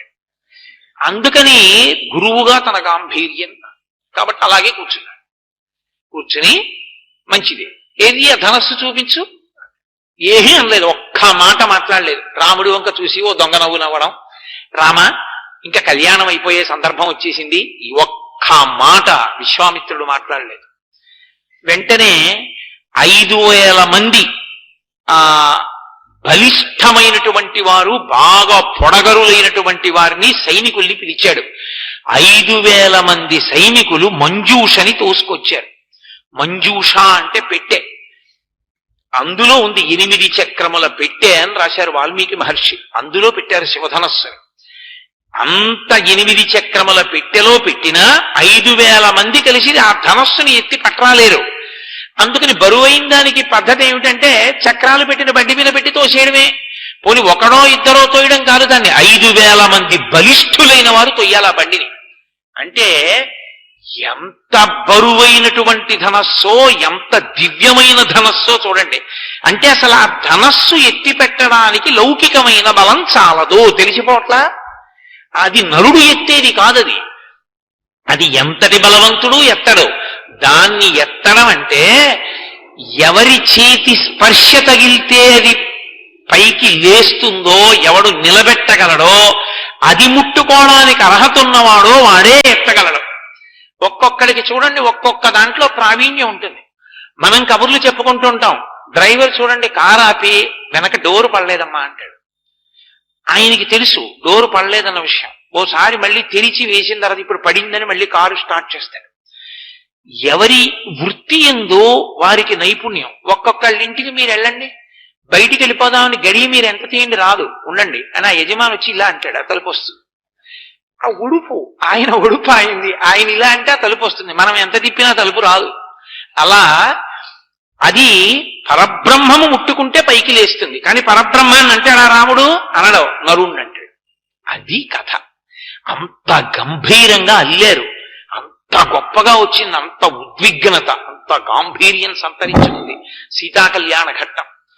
కాబట్టి ఇప్పుడు విశ్వామిత్ర మహర్షి ఆ పెట్టె తీసుకొచ్చిన తర్వాత ఇలా చూశారు. చూసి విశ్వామిత్రస్తు ధర్మాత్మ, పరమధర్మాత్ముడైనటువంటి విశ్వామిత్రుడు రాముడి వంక ఇలా చూసి వత్స రామ ధనుపస్య ఇది రాఘవమబ్రవీత్. రామ ఎక్కుపెట్టు అనలేదు. ఎంత గాంభీర్యమో! మొదట ఏ మాట అన్నాడో, ఏ తద్దర్శయ భద్రంతే కృతకామౌ నృపాత్మజం అన్నాడు కదా. ఇప్పుడు కూడా అంతే. వత్స రామ ధనుపస్య, లోపల ఎంత సంతోషమో! నా శిష్యుడిగా ఉన్నవాడు పరబ్రహ్మం, ఆ పరమేశ్వరుడు శిష్యరికం చేస్తున్నాడు, కాళ్ళు పడుతున్నాడు, నన్ను పక్కన నించుని శిష్యర్ కింకరౌ సముపస్థితవు అంటున్నాడు నరుడిగా ఉండి. నా ఆజ్ఞ మేరకి కదులుతాడు ఇప్పుడు అని. వత్స, ఎంత ప్రేమో తన శిష్యుడి మీద గురువుకి. రామ ధనుపస్య, చూడ ధనస్సోసారి, ఇది రాఘవమబ్రవీత్ అంతే అన్నాడంతే. ఎక్కుపెట్టు, దాన్ని వింటినారి కట్టు, ఏదో లాగు, ఏమీ అనలేదు. అడిగిందెవరిని? రాముడిని అడిగాడు. రాముడు వెళ్ళి ఆ పెట్టె మూత తీశాడు. ఆయన ఎంత చమత్కారం! ఆయన ఎక్కడా బయటపడ్డాడు. పెట్టి మూత తీసి ఆయన ఇలా చూశాడు. చూసి విశ్వామిత్రుడి వంక తిరిగి, హే బ్రహ్మన్, నేను ఈ ధనస్సు వంక చూశాను. ఒక్కసారి ఈ ధనస్సుని ముట్టుకోవాలని అనుకుంటున్నాను, మీరు అనుమతిస్తారా? ముట్టుకోనా అని అడిగాడు. అడిగితే ఆయన ఏమీ అనలేదు. ఎక్కుపెట్టు అని నోటితో ఏమీ అనలేదు. బాఢం అన్నాడు. బాఢం ఇత్యేవ రాజన్ ముని, ఇద్దరూ కూడా ఒకేసారి బాఢం అంటే అనుమతించాను అన్నాడంతే. అంటే గురువు గారి యొక్క అంగీకారం ఉంటే తప్ప ఆయన ముట్టుకోడు.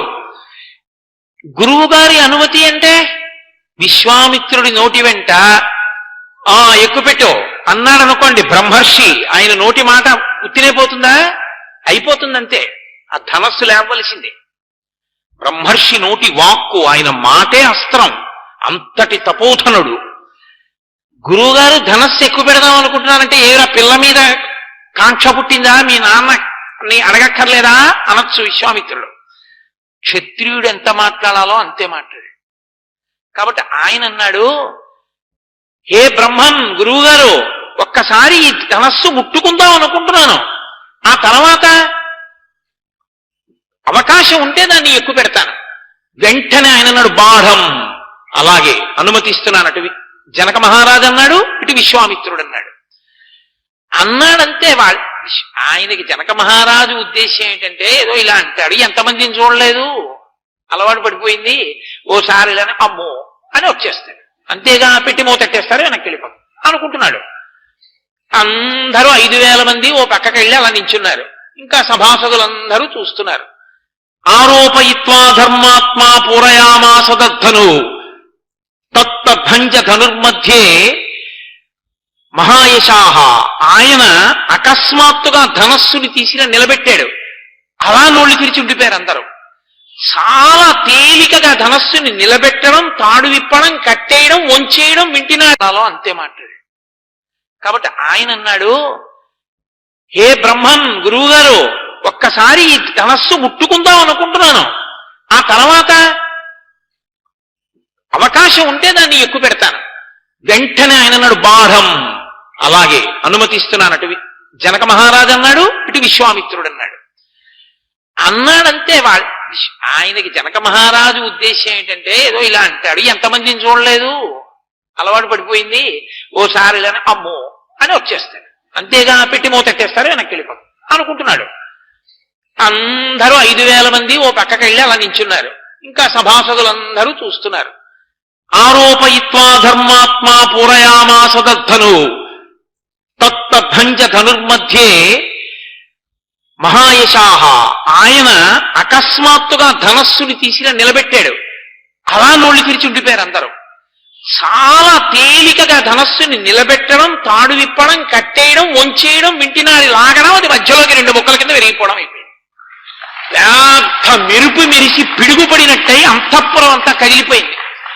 ఆ చప్పుడికి, ఆ ధ్వనికి, ఆ కాంతికి అక్కడున్న వాళ్ళందరూ మూర్ఛపోయారు. 4 నిలబడ్డవాళ్ళు. 1 రాముడు, 2 లక్ష్మణుడు, 3 విశ్వామిత్రుడు, 4 జనకుడు. వీళ్ళు 4.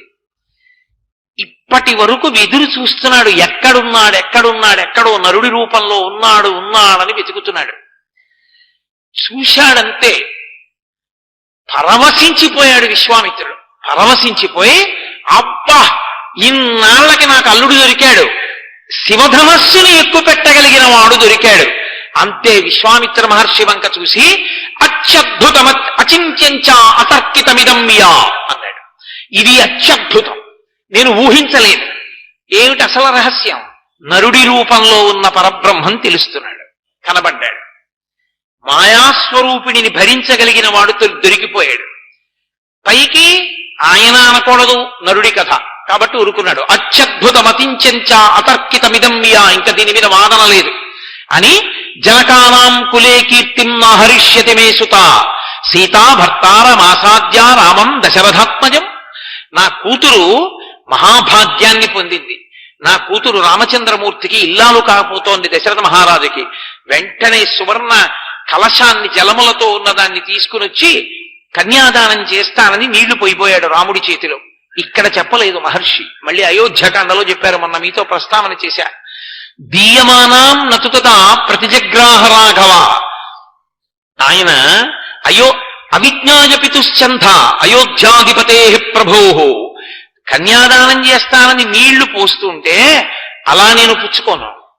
అయోధ్యాధిపతి మా తండ్రి ఉన్నాడు దశరథ మహారాజు, నన్ను కన్న తండ్రి, ఆయన నిర్ణయం చెయ్యాలి నా పక్కన ఎవరు ఇల్లాలుగా ఉండాలో.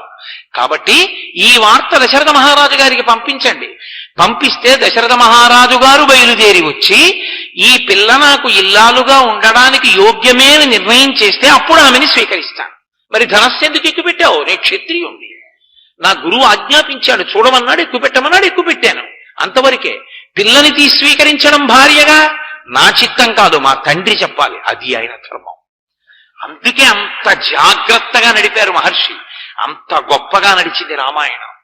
కాబట్టి ఇప్పుడు 3 రోజులు రాత్రింబవళ్ళు వేగంగా వెళ్ళగలిగిన గుర్రాల మీద ప్రయాణం చేయగలిగినటువంటి సుశిక్షితులైన వ్యక్తులు వెడితే తప్ప అయోధ్యానగరాన్ని చేరలేరు. అంత దూరంలో ఉంది మిథిలానగరం. 3 రోజులు ప్రయాణం చేసి వాళ్ళు దశరథ మహారాజు గారి యొక్క అయోధ్యానగరానికి వెళ్ళారు. దశరథుడు సభ తీర్చి ఉన్నాడు. వెళ్ళారు, జరిగిన వృత్తాంతం అంతా చెప్పారు. జనకుడు మీకు నివేదించమన్నాడు, తొందరగా బయలుదేరి రమ్మన్నాడు. మీరు ఆ పిల్లని మీ కోడలుగా చేసుకోవలసింది అని దశరథ మహారాజు గారు కోరుకుంటున్నాడు అన్నారు. అది నిజంగా లోకానికి మార్గదర్శకమైంది రామాయణం అంటే అది కారణం. వెంటనే దశరథ మహారాజు తన పురోహితుల వంక మంత్రుల వంక చూశాడు. వశిష్ఠ మహర్షి మొదలైన వారి వంక చూసి ఒక మాట అన్నాడు. యది రోచతే వృత్తం జనకస్య మహాత్మనః అన్నాడు. మీకు జనకుని యొక్క ప్రవర్తన, జనకుని యొక్క నడవడి ఇష్టపడిందా అని అడిగాడు. ఆయనకి ఆ ఇంట్లో భక్తి, పూజ, వ్యవహారం అలవాటు. ఆ ఇంట్లో ఆయన కొడుక్కి పిల్లనిద్దామనుకున్నవాడు కనీసం బొట్టెట్టుకునైనా ఆయన ఇంటికి వెళ్ళాలి. బొట్టెట్టుకోకుండా పిల్లనిస్తానని వెళ్ళిన వాడి పిల్లని ఆయన ఎలా చేసుకుంటాడు? అసలు చేసుకోడు కదా. ఎంత అర్థరహితం. కాబట్టి ఇది రోచతే వృత్తం.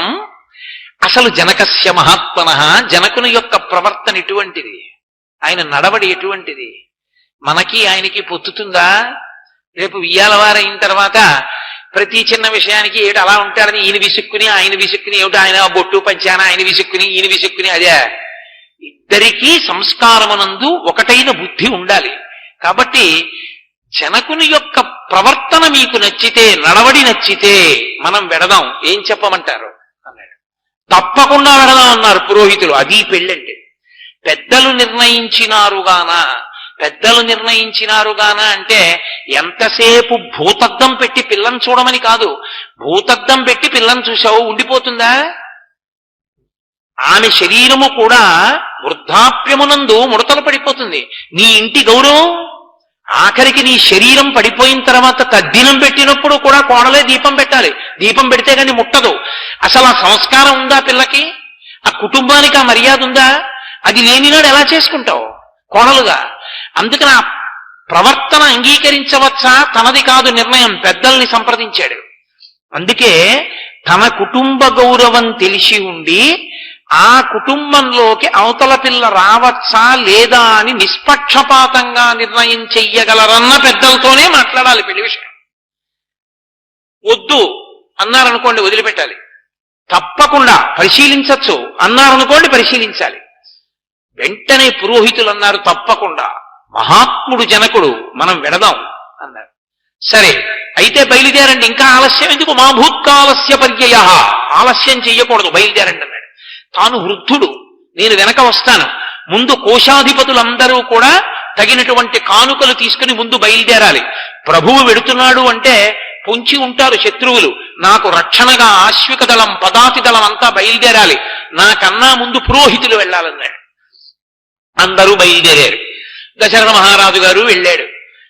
మిథిలా నగరానికి వెళ్ళాడు. జనక మహారాజు ఎదురొచ్చాడు, స్వాగతం పలికాడు, తీసుకెళ్లాడు, కూర్చోపెట్టాడు. కూర్చోపెట్టి మా అమ్మాయిని మీకు ఇద్దాం, మీ అబ్బాయికి ఇద్దాం అనుకుంటున్నాం, మా అమ్మాయిని మీ కోడల్ని చేసుకోవలసింది అన్నాడు. దశరథ మహారాజు గారన్న మాట ఎంత గొప్పదో తెలుసా అండి. ఆయన అన్నాడు, దాత ఉంటే కదూ ప్రతిగ్రహీత, దాత లేనాడు ప్రతిగ్రహీత ఎక్కడున్నాడు అన్నాడు.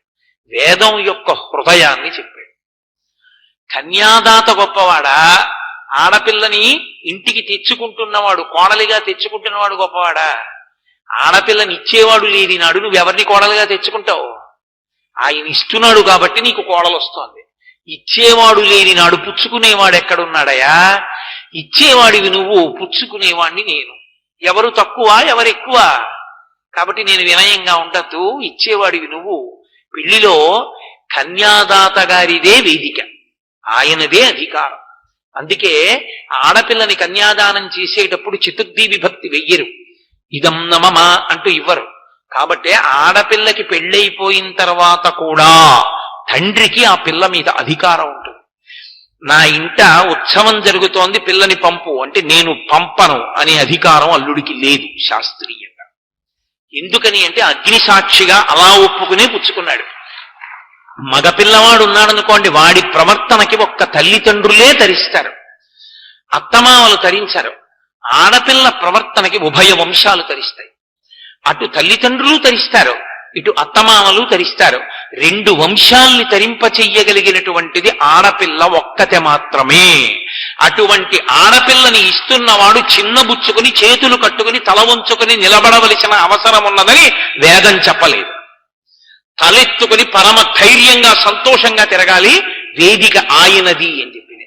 ఆయన అనుమతితోటే పెళ్లి కొడుకు యొక్క తండ్రి ఏది చేసినా. మీరు అందుకే చూడండి, ఆడపిల్ల తండ్రి కన్యాదాన సమయంలో వేదిక దగ్గర కూర్చున్నంతగా మగపిల్లవాడి తండ్రికి వేదిక మీద పని ఉండదు. స్నాతకం అయిపోతే అయిపోయిందంతే. మళ్ళీ ఎప్పుడు పిల్ల గౌరీ పూజ చేస్తుంటుంది. నిజానికి అది పెళ్లి కోసమని పిల్లని ఎంచుకుంటున్నటువంటి సందర్భానికి ప్రతీకగా చేస్తారు ఆ అంగం. పిల్ల గౌరీ పూజ చేస్తున్నప్పుడు వెడతాడు మామగారు. అప్పుడు కూడా టచ్ చేసుకుని బెల్ట్ పెట్టుకుని వెళ్ళిన మామగారి గురించి ఏం మాట్లాడాలో నాకు రాదు. వైదికంగా ఓ పంచె కట్టుకుని ఓ ఉత్తరీయం వేసుకుని వెళ్ళాలి గౌరీ పూజ దగ్గరికి. ఇంటికి శ్రీ మహాలక్ష్మిని తీసుకొచ్చుకుంటున్నావు, కోడల్ని తీసుకొస్తున్నావు. అక్కడ అడుగుతారు ప్రవర చెప్పి, ఏమయ్యా ఈమెని నీ కోడలిగా స్వీకరిస్తున్నావా అని అడుగుతారు. అది పెద్దరికం. అందుకే మామగారు ఆ పిల్ల యొక్క ఆనందానికి జవాబుదారి. ఆ పిల్ల ఇంటికి వచ్చింది అంటే ఆ పిల్ల కంట నీటి బొట్టు పడకుండా చూసుకోవలసిన వాడు మామగారే. అంత గుండెల్లో పెట్టుకు చూసుకోవాలి. అందుకే మామగారు వెళ్ళిపోతే ఆ పిల్లకి మళ్ళీ ఆ స్థానాన్ని భర్తీ చెయ్యగలిగినటువంటి వాడు లేడు లోకంలో. అంత సంతోషంగా నిలబెడతాడు. ఆఖరికి ఆమె భర్త ఆమె మీద చీకాకు పడినా, ఏమిరా పిల్లని ఏడిపిస్తున్నావు అని ఇలా వేలు చూపించగలిగిన వాడు మామగారు ఒక్కడే.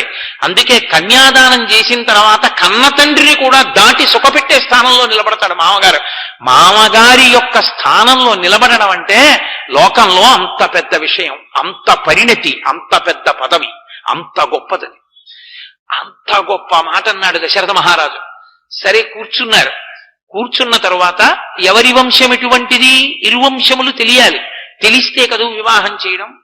పెళ్లి మాటలు మాట్లాడుకోవడం అన్న మాటకు అర్థం ఏంటంటే, అర్థరహితంగా పెళ్లి మాటలు మాట్లాడుకోవడం అంటే వాళ్ళకి ఐశ్వర్యం ఎంతుంది, వీళ్ళకి ఐశ్వర్యం ఎంతుంది, పెళ్లిలో అంగాలు ఎన్ని ఉన్నాయి, ప్యాంట్లు ఎన్ని ఎడతారు, చొక్కాలు ఎన్ని ఎడతారు, చీరలు ఎన్ని ఎడతారు, నీ బతుకంతా వెళ్ళిపోతుందా వాటితో?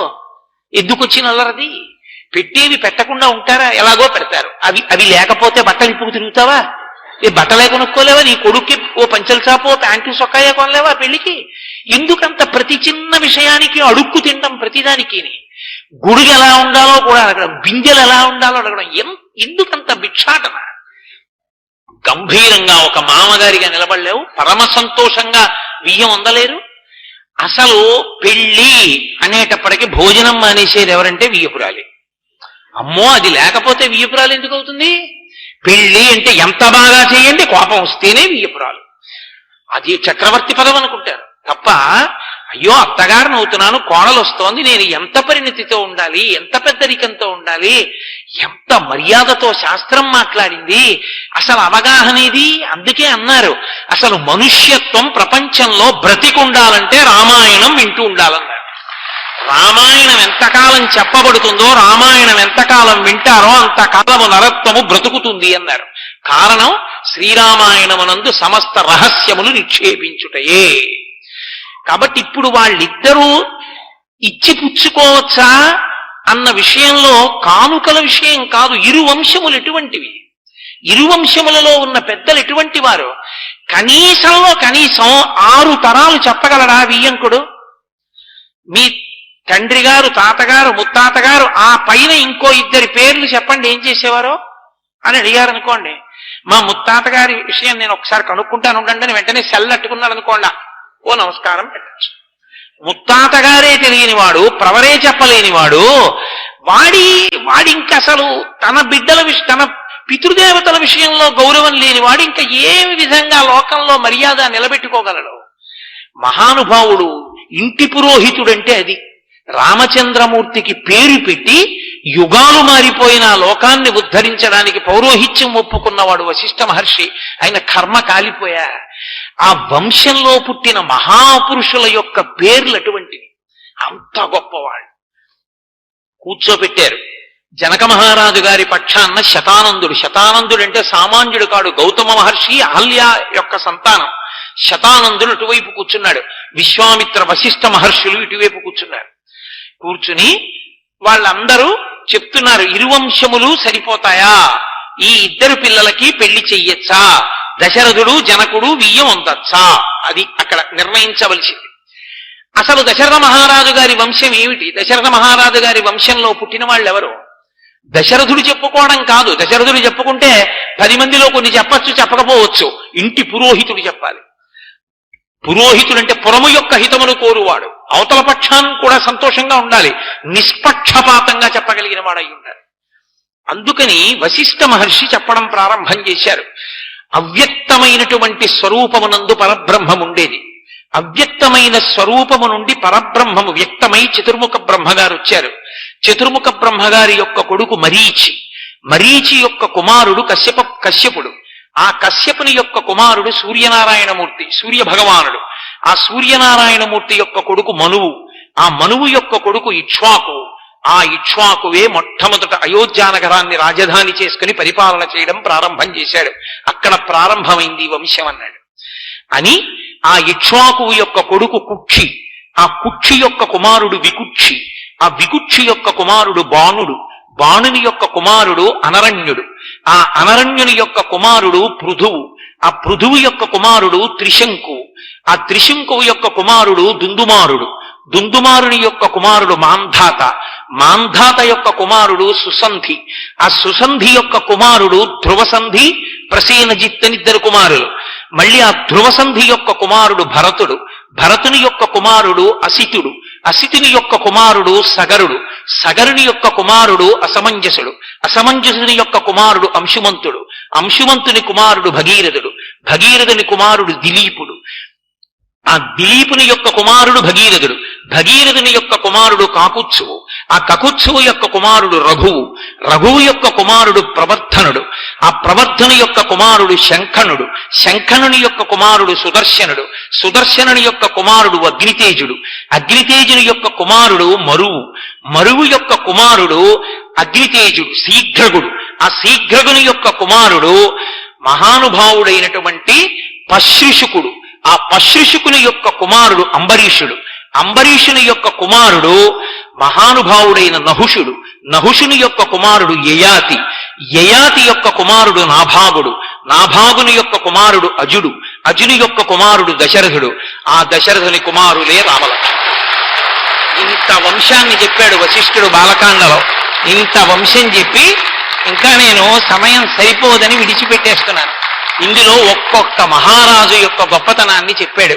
చెప్పి ఒక్కొక్కరు ఎంత గొప్పవాళ్ళో, ఎన్నెన్ని గొప్ప పనులు చేశారో అటువంటి వంశం.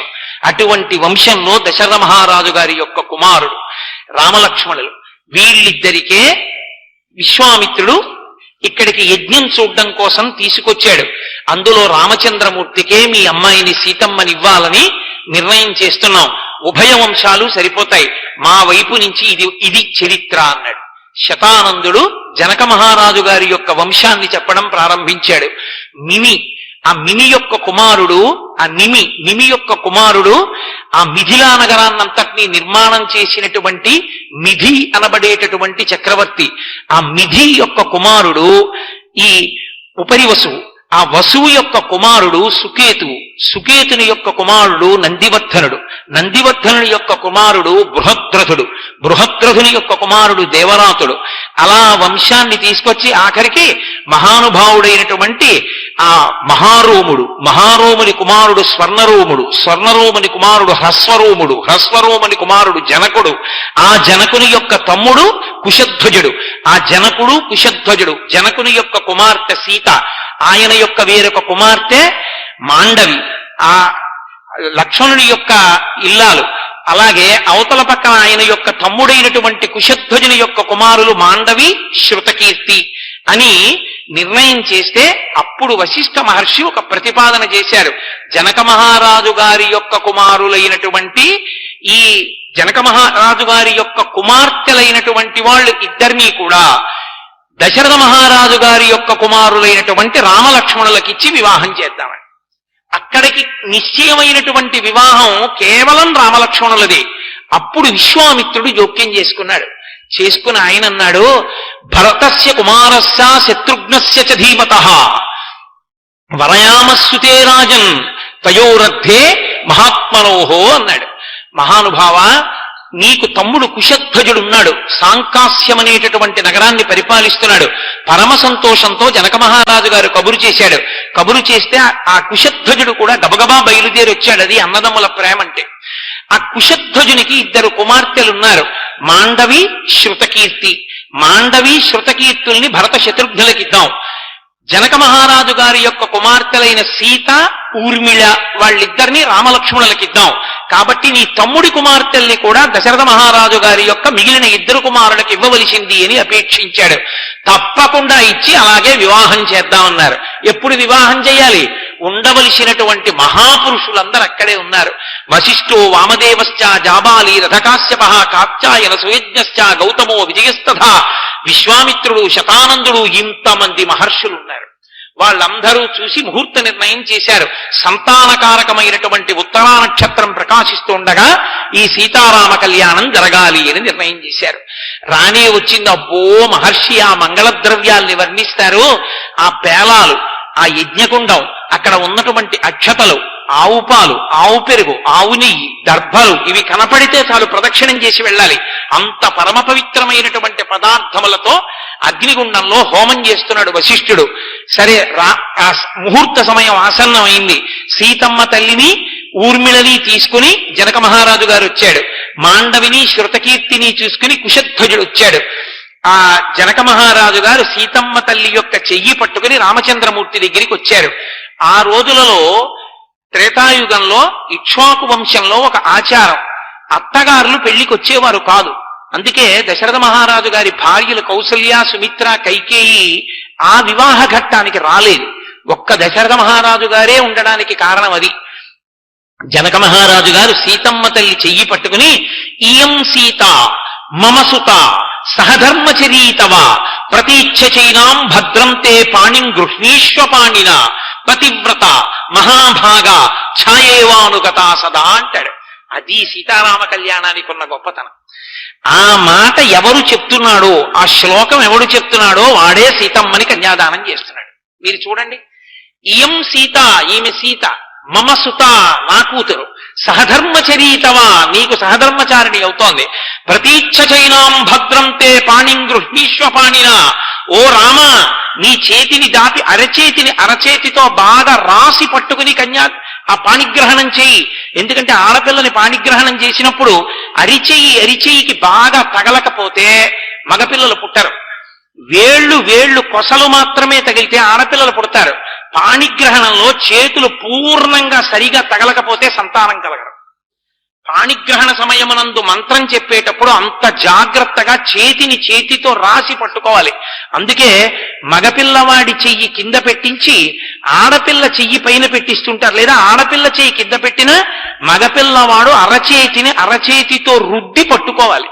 అలా పట్టుకుంటే కన్యాదానం చేయడానికి ఆడపిల్ల, స్నాతకం చేయడానికి మగపిల్లవాడు ఇద్దరూ పుడతారు. నేను అబద్ధం చెప్పానని మీరు అనుకుంటే రేమళ్ల సూర్యప్రకాశ్ శాస్త్రి గారి వంటి మహావిద్వాంసులు వివాహ క్రతువుకి చేసిన వ్యాఖ్యానాలు చదవండి. పాణిగ్రహణం అంత గొప్పది, సంతానకారకం. అంతేకాని ప్రతిదాన్ని వీడియో కోసం చేసి ఆ తర్వాత కనపడ్డ ప్రతివాడికి వెళ్లి దండాలు పెట్టి అయ్యా మాకు సంతానం కలగాలని ఆశీర్వచనం చేయండి అని దేవాలయాల చుట్టూ తిరగవలసిన అగత్యం తెచ్చుకోకూడదు. గుడికి పిల్లలతో వెళ్లాలని కోరుకోవాలి తప్ప పిల్లల కోసం పరిగెత్తే స్థితి తెచ్చుకోకూడదు. పాణిగ్రహణం అంత గొప్పది. కాబట్టి ఒక్కొక్క చోట ఒక్కొక్కటి సుముహూర్తం. మనకి దేశాచారం ఒకరి కన్నులలోకి ఒకరు చూసుకోవడం. అందుకే తెరడ్డు పెడతారు. తెర అడ్డు పెట్టడానికి కారణం ఆ సుముహూర్తం వచ్చే పర్యంతము ఒకరి కన్నులలోకి ఒకరు చూసుకోకూడదు. అలా చూసుకున్నారనుకోండి అది సుముహూర్తం కాదు. కాబట్టి ఐశ్వర్య సమృద్ధి, యజ్ఞ సమృద్ధి, సంతాన సమృద్ధి కలగవు. వేదిక మీదకి గౌరి తపస్సు చేసినటువంటి పిల్లని బుట్టలో తీసుకొచ్చి కూర్చోపెట్టిన దగ్గర నుండి అంతకు ముందే వరుడు కూర్చుని ఉంటాడు. వరుడు వధువు ఇద్దరూ మధ్యలో చూసుకోకుండానే అడ్డు పెడతారు తెరని. అందుకే తెర ప్రతివాడు వచ్చి పట్టుకోకూడదు. ప్రతి చేతకాని వాడు చెప్పులేసుకుని కళ్యాణ వేదిక మీదకి ఎక్కేయడమే. అక్కడే మంగళసూత్రానికి సర్వమంగళాదేవతని ఆవాహన చేసి కొబ్బరి బొండం మీద పెట్టి పూజ చేస్తుంటారు. తగుదునమ్మా అని నీకు మోకాళ్ళు వంగపోతే కింద కుర్చీ వేసుకుని చెప్పులేసుకుని ఓ పెట్టెట్టుకుని అక్కడ కూర్చుంటాడు. ఇక అమ్మ నాయనో, ఈ రోజుల్లో కర్ణుడు సహజ కవచ కుండలాలతో పుట్టినట్టు ప్రతివాడికి సెల్లే. ఆ పెళ్లి చూడ్డానికి ఎందుకు ఎడతాడో ఎవరికీ తెలియదు. ప్రతివాడు అగట్టుకు నించుంటాడు వేదిక చుట్టూ. ఇక చూసేవాడెవడు అసలు ఆ పెళ్లి ఎందుకు వెళ్ళినట్టు? ఏమీ ఉండదు. అసలు నిజానికి ఆ తెర ఎవ్వరూ ముట్టుకోకూడదు.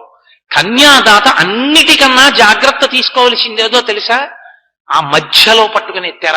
నేను అబద్ధం చెప్పాననుకుంటే వివాహ మంత్రాలకి వ్యాఖ్యానం చదవండి. దాని మీద ఏ ఒక్క అక్షరం వ్రాయకూడదు. కొబ్బరి బొండాలకి ముళ్ళు గుచ్చడం, నురగలు కొట్టుకుంటూ ఉండడం, పిచ్చి పిచ్చి కాగితపు ముద్దలన్నీ తీసుకొచ్చి తల మీద పోసుకోవడం ఎంత అమంగళకరమైన విషయం అది. ఏనుగు స్నానం చేసి దుమ్ము పోసుకున్నట్టు వివాహంలో యజ్ఞో మే కామ సమృద్ధితాం పశో మే కామ సమృద్ధ్యతాం అని చెప్తుంటే అవన్నీ మీద పోసుకోవడమా? పోసుకుంటే పువ్వులు పోసుకో, అక్షతలు పోసుకో, మంగళద్రవ్యాలు పోసుకోవాలి. అంతేగాని అడ్డమైనవి తీసుకొచ్చి నెత్తి మీద పోసుకోవడం ఏంటి అసహ్యంగా, పక్కన పురోహితులు ఉండగా పెద్దలు కూర్చుని ఉండగా. కాబట్టి తెర మీద ఏమీ ఉండకూడదు. ఒక్క స్వస్తిక్ మార్క్ ఒక్కటే ఉండాలి. ఆ స్వస్తిక్ మార్క్ ఉంది అంటే అర్థం ఏమిటో తెలుసా? అది లక్ష్మీదేవి యొక్క పాదముల యందు ఉంటుంది. భవిష్యోత్తర పురాణంలో నారద మహర్షి అంటారు, లక్ష్మీదేవి గురించి చెప్తూ, పాదౌతే స్వస్తికాయుతౌ అంటారు. అమ్మవారి పాదములలో స్వస్తిక్ ముద్ర ఉంటుంది. ఆ స్వస్తిక్ ముద్రతో కూడిన తెర ఉంటే ఆడపిల్ల తలెత్తినా అదే కనపడాలి, మగపిల్లవాడు తలెత్తినా అదే కనపడాలి, కూర్చున్న వాళ్ళకి అదే కనపడాలి, వేదిక మీద ఉన్నటువంటి పురోహితులకి అదే కనపడాలి. తెర దిగిపోయే వరకు స్వస్తిక్ తప్ప ఇంకా ఏదీ కనపడకూడదు. స్వస్తిక్ మార్కుకి అంత గొప్పతనం అందుకొచ్చింది. అది పరదేవత పాదములలో ఉండే శోభనప్రదమైన మంగళప్రదమైన ముద్ర. అంతేకాని అడ్డమైన కవిత్వాలు తీసుకొచ్చి ఆ తెర మీద రాయడం, ప్రతి పనికి మాలిన వాడు వచ్చి తెర పట్టుకోవడం, కాసేపు దింపేస్తూ ఉండడం, కాసేపు ఎత్తుతుండడం, అందుకు కాదు ఆ తెర.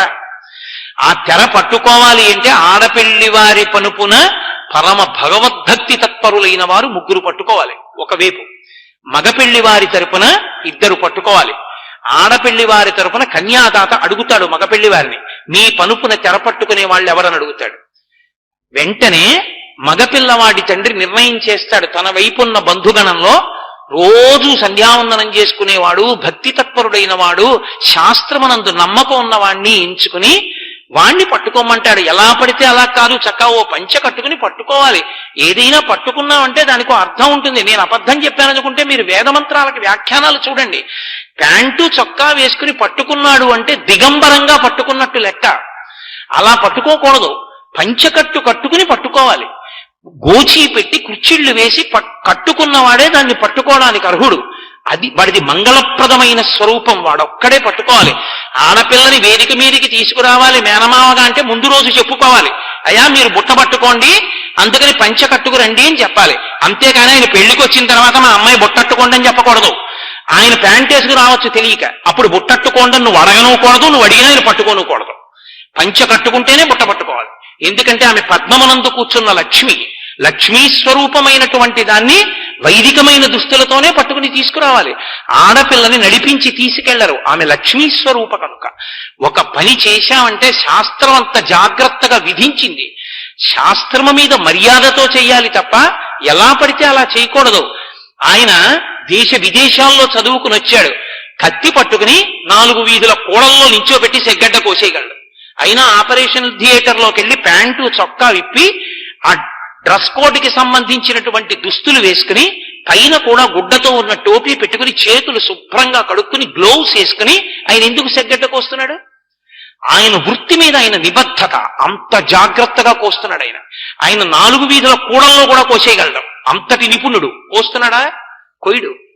ఆయన శాస్త్రం మీద ఆయనకంత నిబద్ధత ఉంటే నీ కూతురు భవిష్యత్తు మీద నీకెందుకు ఉండదు? నువ్వెందుకు పాటించావు శాస్త్రాన్ని? ఎందుకు ఆ బ్రాహ్మణునికి, ఎందుకు వాళ్ళు పురోహితులు, ఎందుకు ఆ మంత్రభాగం? వీడియో కెమెరా ఒక్కటి పెట్టుకుంటే సరిపోతుందిగా, అక్కర్లేని క్రతువంతా చేసుకుని వెళ్ళిపోయేదానికి. అలంకారం చేసుకోవడం మీద ఉన్న శ్రద్ధ మంత్రభాగం మీద, అసలు ఆచరణ మీద పెట్టుకుంటే దేవతలు అభ్యున్నతికి కారణం అవుతారు, మనని అనుగ్రహిస్తారు. అంతేకాని అక్కడ మంత్రం జరుగుతూ ఉంటుంది, ఇక్కడ తంతు జరుగుతూ ఉంటుంది. ఎందుకది? ఎందుకు దానికి అన్ని వేలు ఖర్చు పెట్టడం ఎందుకు? ఆ తంతు జరిపించడానికి పెళ్లి చేశామని పేరు పెట్టుకోవడం ఎందుకు? నేను మన్నింపబడిదను గాక. శాస్త్రాన్ని నమ్ముకోవడం వల్ల నా ఆవేశం అలా ఉంటుంది, మరోలా భావన చేయకండి. నేను మీలాంటి వాడినే, కానీ దాని మీద ఉన్న గౌరవం మమకారంతో అప్పుడప్పుడు ఆవేశంగా మాట్లాడుతుంటాను. కాబట్టి ఉభయ వంశాలు సరిపోయాయంటే వాళ్ళకి కళ్ళల్లోకి చూసుకోవడం ముహూర్తం కాదు, సుముహూర్తానికి తెర దింపేస్తారు. అందుకే తెర ఎత్తేయకూడదు, తెర దింపాలి. తెరదింపేస్తే అఘోర చక్షు అని మంత్రం. మనమిద్దరం ఒకరి కన్నులలోకి ఒకరం చూసుకున్నదేదో అది శుభముహూర్తం. జీలకర్ర బెల్లం ఆలస్యం అయితే దోషం రాదు. జీలకర్ర బెల్లం మంగళ వస్తువులు. అవి ఒకరి తల మీద ఒకరు పెట్టుకోవడం అన్యోన్యత కోసం, అకాల వృద్ధాప్యం రాకుండా ఉండడం కోసం, మనసులు ఏకీకృతం అవడం కోసం. అసలు అభ్యున్నతంతా ఒకళ్ళ కళ్ళల్లోకి ఒకళ్ళు చూసుకోవడమే. కావాలంటే మీరు మంత్రభాగాన్ని పరిశీలించండి. వాళ్ళు కళ్ళల్లోకి చూసుకోవడానికి అవకాశం ఇవ్వాలి. అంతేకాని అసలు ఇలా సుముహూర్తం అనగానే ఇటు చూడండి, ఇటు చూడండి, ఇటు చూడండి అంటే వాళ్ళు ఇటు చూసుకోవడం మానేసి ఇలా చూసుకుంటూ ఇలా పెట్టుకుంటే ఇంకెందుకు ఆ సుముహూర్తం? వాళ్ళు తేరిపారి కన్నులలోకి చూసుకుని అప్పుడు లేచి అడగాలి వరుడు, ఇప్పుడు నేను ఈమెని కళ్ళల్లోకి చూసినటువంటి ముహూర్తము సుముహూర్తమగుగాక. మీరు అందరు అనండి ఒకసారి అంటాడు. అయం ముహూర్త సుముహూర్తోస్తో అంటుంది సభంతా కూడా. అని నాయనా నువ్వేం కోరుకున్నావో అటువంటి వృద్ధి పొందు అని పట్టుకెళ్ళి అక్షతలు వేస్తారు. అంతేగాని బూట్లు చెప్పులు వేసుకుని వెలికెక్కేసి వేసేసి వచ్చేసేయమని కాదు. ఏది ఎందుకు చేస్తున్నావో అందుకు చెయ్యాలి. అది జీవితాల అభ్యున్నతికి సంబంధించింది వివాహం అన్నది. అంతేకాని ఏదో ఆషామాషీగా చేసేసి తర్వాత వాళ్ళు ఏడుస్తుంటే పనికిమాలిన పెద్దరికాలతో ఒడ్డున కూర్చుని మన హేళన చేయమని కాదు. పిల్లలు జాగ్రత్త పడడానికి, వాళ్ళ జీవితాల అభ్యున్నతి కొరకు శాస్త్రం తెలుసున్నవాడు ఇలా చేసుకోండి అని చెప్పి వాళ్ళు హాయిగా బ్రతికే అదృష్టాన్ని కల్పించాలి పెద్దలు. అది పెద్దరికం. కాబట్టి ఆయన వాళ్ళకి ఇక్ష్వాకు వంశంలో ఆ యుగంలో ఆ ప్రాంతంలో ఇప్పటికీ ఒక్కొక్క చోట ఒక్కొక్కటి సుముహూర్తం. ఒక్కొక్కరికి మంగళసూత్రం, ఒక్కొక్కరికి పాణిగ్రహణం, ఒక్కొక్కరికి జీలకర్ర బెల్లం, ఒక్కొక్కరికి కళ్ళల్లోకి చూడడం. కాబట్టి ఆ రోజుల్లో ఒకరి పాణి ఒకరు పట్టుకోవడం, ఒకరి చేతులు ఒకరు పట్టుకోవడం. కాబట్టి ఇయం సీత మమ సుత. మీరు చూడండి, ఆ శ్లోకం ఎవరు చెప్తారో వాళ్ళకి అన్వయం అవుతుంది. కళ్యాణం జరుగుతోందనుకోండి, సీతారామ కళ్యాణం, ఇక జీలకర్ర బెల్లం పెట్టిస్తున్నారు. ఆ సమయంలో సభంత ఇయం సీత మమ సుత సహధర్మచరీతవా అంటోందనుకోండి, వారు పీటల మీద కూర్చోకపోయినా వారే సీతారామ కళ్యాణం చేసినట్టు. అందుకే ఇప్పటికీ ఒక సదాచారం ఉంది. చాలా చోట్ల ఈ శ్లోకం చెప్పిస్తారు సీతారామ కళ్యాణం, అందరితో చెప్పిస్తారు ఒకసారి. అప్పుడు మహానుభావుడైనటువంటి జనక మహారాజు గారు చెప్పాడు, ఈమె సీత నా కూతురు, సహధర్మచరీతవా. నీకెందిస్తున్నానో తెలుసా? ఎందుకు ఇస్తున్నానో తెలుసా? ధర్మమునందు నిన్ను అనువర్తిస్తుంది, ధర్మపత్నిగా ఇస్తున్నాను రామా. కాబట్టి ఈమెని స్వీకరించు. సహధర్మచరీతవా ప్రతీచ్ఛ చైనాం భద్రంతే పాణిం గృహ్ణీష్వ పాణిన. ఆమె చేతిని నీ చేతితో, ఇద్దరు చేతులు కలిపి ఒకరి చేతులు ఒకరు చెయ్యి పట్టుకోండి. పాణిం గృహ్ణీష్వ పాణిన పతివ్రత మహాభాగా ఛాయావానుగత సదా. ఆమె మహాపతివ్రత. నీ కష్టం ఆమె కష్టం, నీ సుఖం ఆమె సుఖం తప్ప నువ్వు ఎలా ఉన్నా తన సుఖం ఆమె చూసుకోదు రామా. ఆమెకి జీవితంలో సుఖం అంటే ఏమిటో తెలుసా? నువ్వు సంతోషంగా ఉండడం. నువ్వు సంతోషంగా లేకపోయినా తను సంతోషంగా ఉండడం ఆమెకి సుఖం కాదు. నీ సుఖం ఆమె సుఖం. ఇదే సీతమ్మ తల్లి జీవితమంతా. మీరు చూడండి, ఆమెకి తన సుఖమన్న మాట లేనే లేదు. ఆమె సుఖమల్లా ఒక్కటే. రామచంద్రమూర్తి సుఖమే ఆమె సుఖం, లక్ష్మణస్వామి సుఖమే ఆమె సుఖం, అత్తవారింటి సుఖం ఆమె సుఖం, పుట్టింటి సుఖం ఆమె సుఖం. ఆమె సుఖం ఇంకొకటి లేదు. ఆమెకే కాదు, ఈ జాతిలో పుట్టిన ఏ ఆడపిల్ల జీవితమైనా అంతే. అందుకే ఆ ఆడపిల్ల యొక్క నడవడికి నెలకి 3 వానల్లో ఒక వాన పడింది. ఏ ఆడదైనా సరే చూడండి, ఏ మగవాడు లోకంలో కోరుకోడు మా ఆవిడ చేతుల్లో వెళ్ళిపోవాలని. కానీ ఆడది త్రికరణ శుద్ధిగా కోరుకుంటుంది, మా ఆయన చేతిలో వెళ్ళిపోవాలంట. ఆమెకి మంగళం కూడా ఏమిటి అంటే భర్త చేతిలో వెళ్ళిపోవడమే. ఎంత మందిని విడిచిపెట్టేస్తుంది, ఆ భర్తతో వెళ్ళిపోతుంది. భర్త పెట్టిందేదో అదే ఆమెకు అమృతం. మిగిలిన వాళ్ళు ఎంతమంది ఎన్ని తెచ్చి పెట్టండి, ఆమెకు అమృతం కాదు. ఆయనతో కలిసి ఉన్నదే ఆమెకి జీవితం, ఆయనతో కలిసి లేనిది ఆమెకి జీవితం కాదు. అది ఈ జాతీయందు స్త్రీ నమ్ముతుంది. రామాయణంలో జనక మహారాజు గారు కన్యాదానం చేస్తూ చెప్పిన శ్లోకం ఏదుందో అది సనాతన ధర్మంలో కన్యాదానానికి ఆయువు పొట్ట శ్లోకం. అంత గొప్ప శ్లోకాన్ని ఇచ్చారు మహర్షి అని.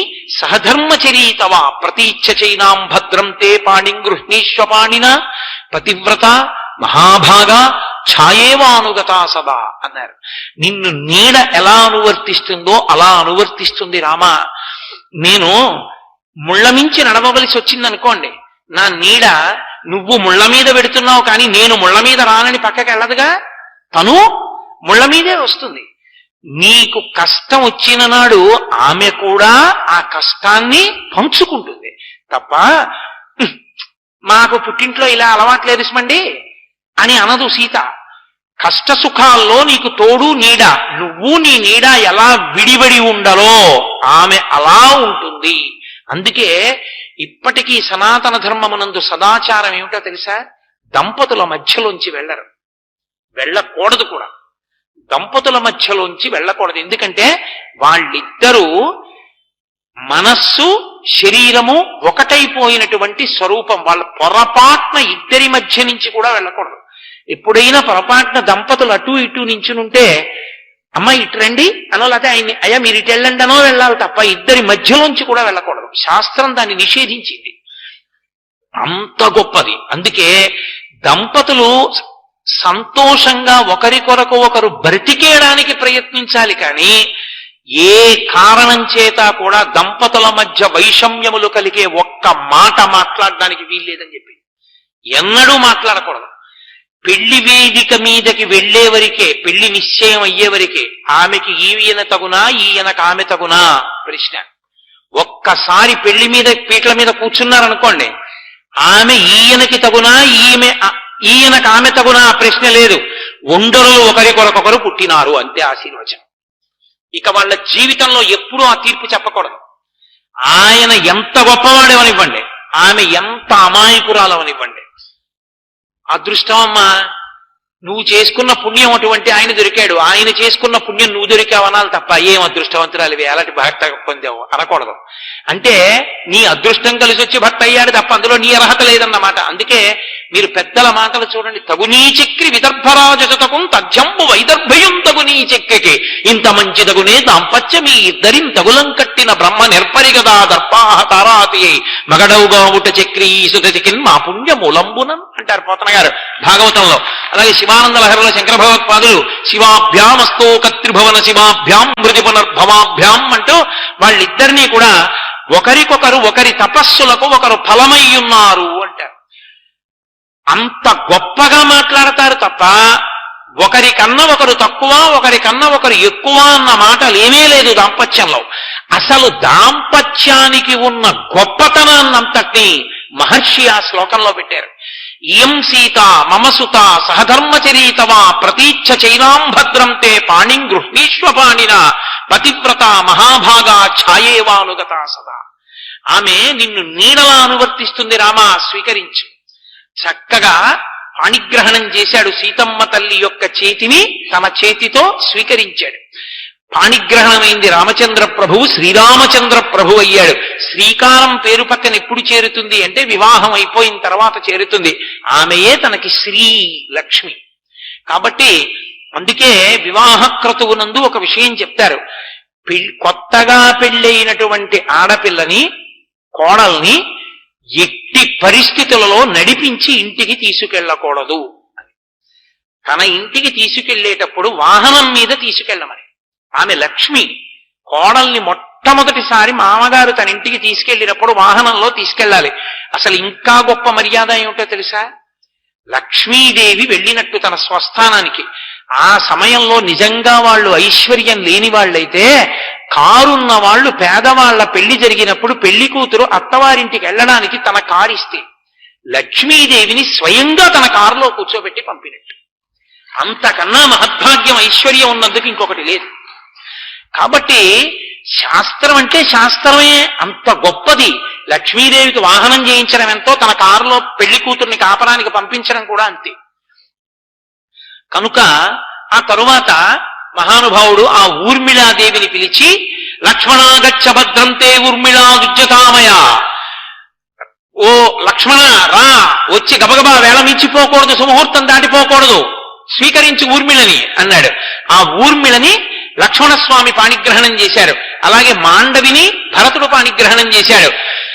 అలాగే శత్రుఘ్నుణ్ణి పిలిచి ఓ శత్రుఘ్న ఇదిగో శృతకీర్తి యొక్క పాణిని గ్రహించన్నాడు. శృతకీర్తి యొక్క పాణిని మహాత్ముడైనటువంటి శత్రుఘ్నుడు గ్రహించాడు. ఆ విధంగా రామలక్ష్మణ భరత శత్రుఘ్నుల యొక్క నలుగురి వివాహాలు పూర్తయ్యాయి. సీతారామ కళ్యాణ ఘట్టం అక్కడితో పూర్తయింది. ఇప్పుడు ఏమైనట్టు సీతారామ కళ్యాణం అయితే ప్రతి నరుడు అసలు కళ్యాణం అంటే ఏమిటో, వివాహం అంటే ఏమిటో, వివాహం అంటే ఎలా ప్రవర్తించాలో, ఎంత అందంగా ప్రవర్తించాలో, ఎంత బాగా కలిసిపోవాలో నేర్చుకుంటాడు. వశిష్ఠుడు దశరథ మహారాజు గారితో పనుపున పౌరోహిత్యం చేస్తూ బయట నిలబడి దశరథుడు ఎదురు చూస్తున్నాడు. స్నాతకం పూర్తయింది, మీరు వేళ దాటిపోకుండా వస్తారా అంటాడు.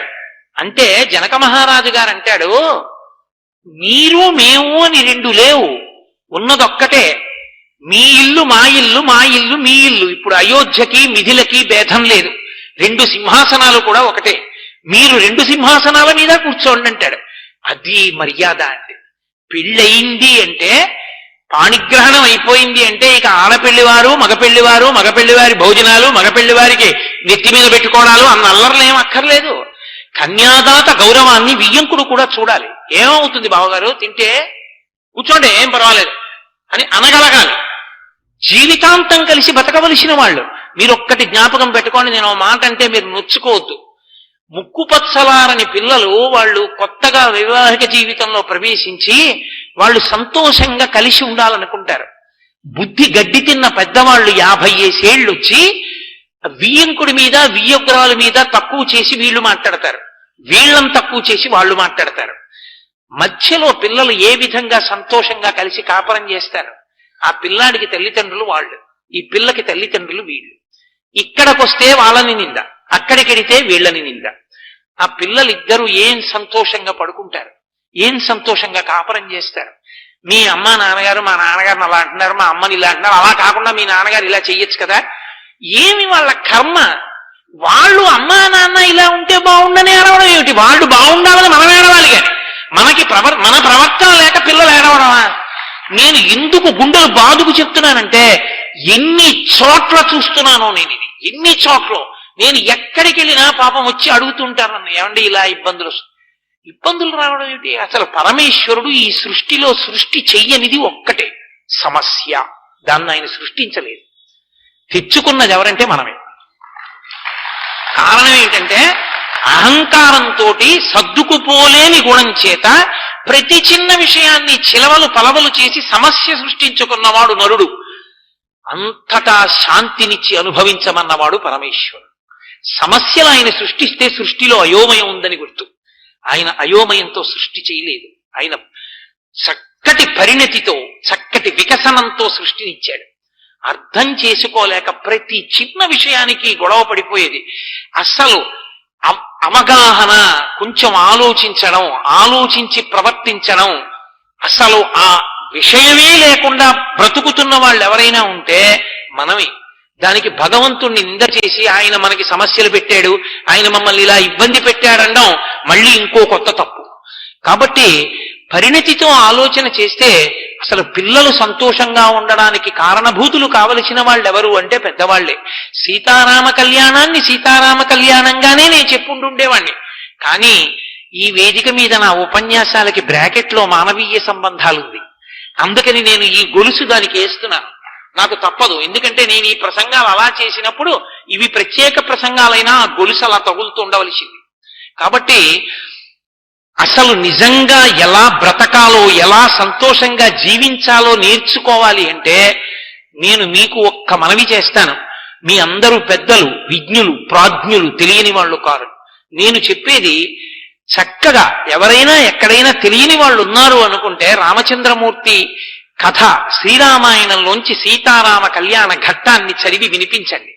పెళ్లిళ్లు చేసుకునేవాళ్ళు బియ్యాలవారు ఇద్దరూ కూర్చుని ముందు అసలు చీరలు ఏం పెట్టుకోవాలి, మధుపర్కాలు ఎక్కడి నుంచి తేవాలి పక్కన పెట్టండి, సీతారామ కళ్యాణ ఘట్టాన్ని ఇద్దరూ కలిసి చదువుకుని వినండి చాలు. ఎంత అందంగా ఉంటుందో ఆ ఇళ్లలో పెళ్లి. ఒక్క మాట అనుకోండి, బావగారు మనం పెళ్లి చేసే ముందు ఒక్క పని చేద్దాం, తాంబూలాలు పుచ్చుకోగానే సీతారామ కళ్యాణ ఘట్టాన్ని చెప్పించుకుందాం, లేదా చదువుకుందాం, పుస్తకం తాత్పర్యం ఉన్నది అంటే అసలు ఎంత సంతోషంగా చేసుకుంటారో పెళ్లి. పెళ్ళంటే అర్థం అవుతుంది. అంత గొప్ప ఘట్టం సీతారామ కళ్యాణం. ఆంతరమునందు పరమేశ్వరుడు తన శక్తితో కలిసి అవతల రాక్షస సంహారం చేసి నరుని యొక్క గౌరవాన్ని ఉద్దీపింపజేసేటటువంటి పవిత్రమైనటువంటి సందర్భం. అప్పుడు జరిగిన కళ్యాణం ఇప్పటికీ ఎప్పటికీ అందరికీ అభ్యున్నతినిస్తుంది. అందుకే మీరు చూడండి, కళ్యాణం జరిగేటప్పుడు మగపెళ్లివారుగా ఎవ్వరూ కూర్చోరు. ఎవరో అమాయకుడు తెలియక నేను రాముడి పక్షం అంటాడేమో గాని కళ్యాణంలో ఎవ్వరూ మగపెళ్లివారు ఉండరు. కళ్యాణ ఘట్టంలో ఎవరైనా సరే ఆడపెళ్లివారే. మీరు చూడండి, పీటల మీద కూర్చున్న వాళ్ళు ఏమంటారు? మేము మంగళసూత్రాలు ఇస్తామండి అంటారు. మేము మంగళసూత్రాలు ఇస్తామండి, సీతమ్మ వారికి పసుపు కుంకాలు ఇస్తామండి, కన్యాదానం చేస్తామండి అంటారు. ఆ ఆర్తి ఎందుకు వస్తుందో తెలుసా? జీవుడు కన్య, పరబ్రహ్మము పురుషుడు. ఈ జీవుడు పరబ్రహ్మమును చేరిపోవాలి. జీవ బ్రహ్మైక్య సిద్ధి ఇద్దరి మధ్యలోంచి ఇంకా నడవరు. పూర్ణమద పూర్ణమిదం పూర్ణాత్ పూర్ణముదుచ్యతే పూర్ణస్య పూర్ణమాదాయ పూర్ణమేవావశిష్యతే. ఆ జీవ బ్రహ్మైక్య సిద్ధికి సీతారామ కళ్యాణం కారకం కాదు. సీతారామ కళ్యాణ ఘట్టాన్ని చూస్తే చాలు ఒక సమృద్ధి కలుగుతుంది. నరుడిగా వచ్చినవాడు. మనం వివాహం చేసుకునేటప్పుడు ఏ మంత్రాలు వాడతామో పరమేశ్వరుడికి తలంబ్రాలు పోసేటప్పుడు కూడా అవే మంత్రం చెప్తారు. ఏమండి? యజ్ఞో మే కామ సమృద్ధ్యతాం, శ్రియో మే కామ సమృద్ధ్యతాం, ఈ మంత్రాలతోటే పోస్తారు. అప్పుడు రాముడికి కాదు ఆ సమృద్ధి, ఆయన పరబ్రహ్మం. ఆయన తలమించి సీతమ్మ తలమించి కింద పడిన అక్షతలున్నాయే, ఆ అక్షతారోపణం చేసిన తలంబ్రాల బియ్యాన్ని తీసి పక్కన పెట్టి సీతారామ కళ్యాణం అయిపోయిన తర్వాత ఆ అక్షతలు వేస్తారు. అక్షత అన్న మాటకు అర్థం ఏమిటో తెలుసా? క్షతము కానిది, నడుము విరగనిది అని అర్థం. నడుము విరగనిది అంటే దాని యందు మంత్రశక్తి ఎవడు పట్టుకున్నాడో వాడి యొక్క తేజస్సు ప్రవేశిస్తుంది. అది దానికి ఉండే లక్షణం. అందుకే పసుపు కలిపి చేతికి ఇస్తారు. విరిగిపోయిన బియ్యం ఇవ్వకూడదు. నిలువుగా ఉన్నటువంటి బియ్యం, విరిగిపోయినటువంటి బియ్యాన్ని సువాసినులు ఏరి పసుపు కలుపుతారు. కలిపి అవిస్తారు సభలో వాళ్ళకి. ఒకానొకప్పుడు యాజ్ఞవల్కుడు జనకుని యొక్క సింహాసనం మీద అక్షతలు వేస్తే సువర్ణమయం అయిపోయింది.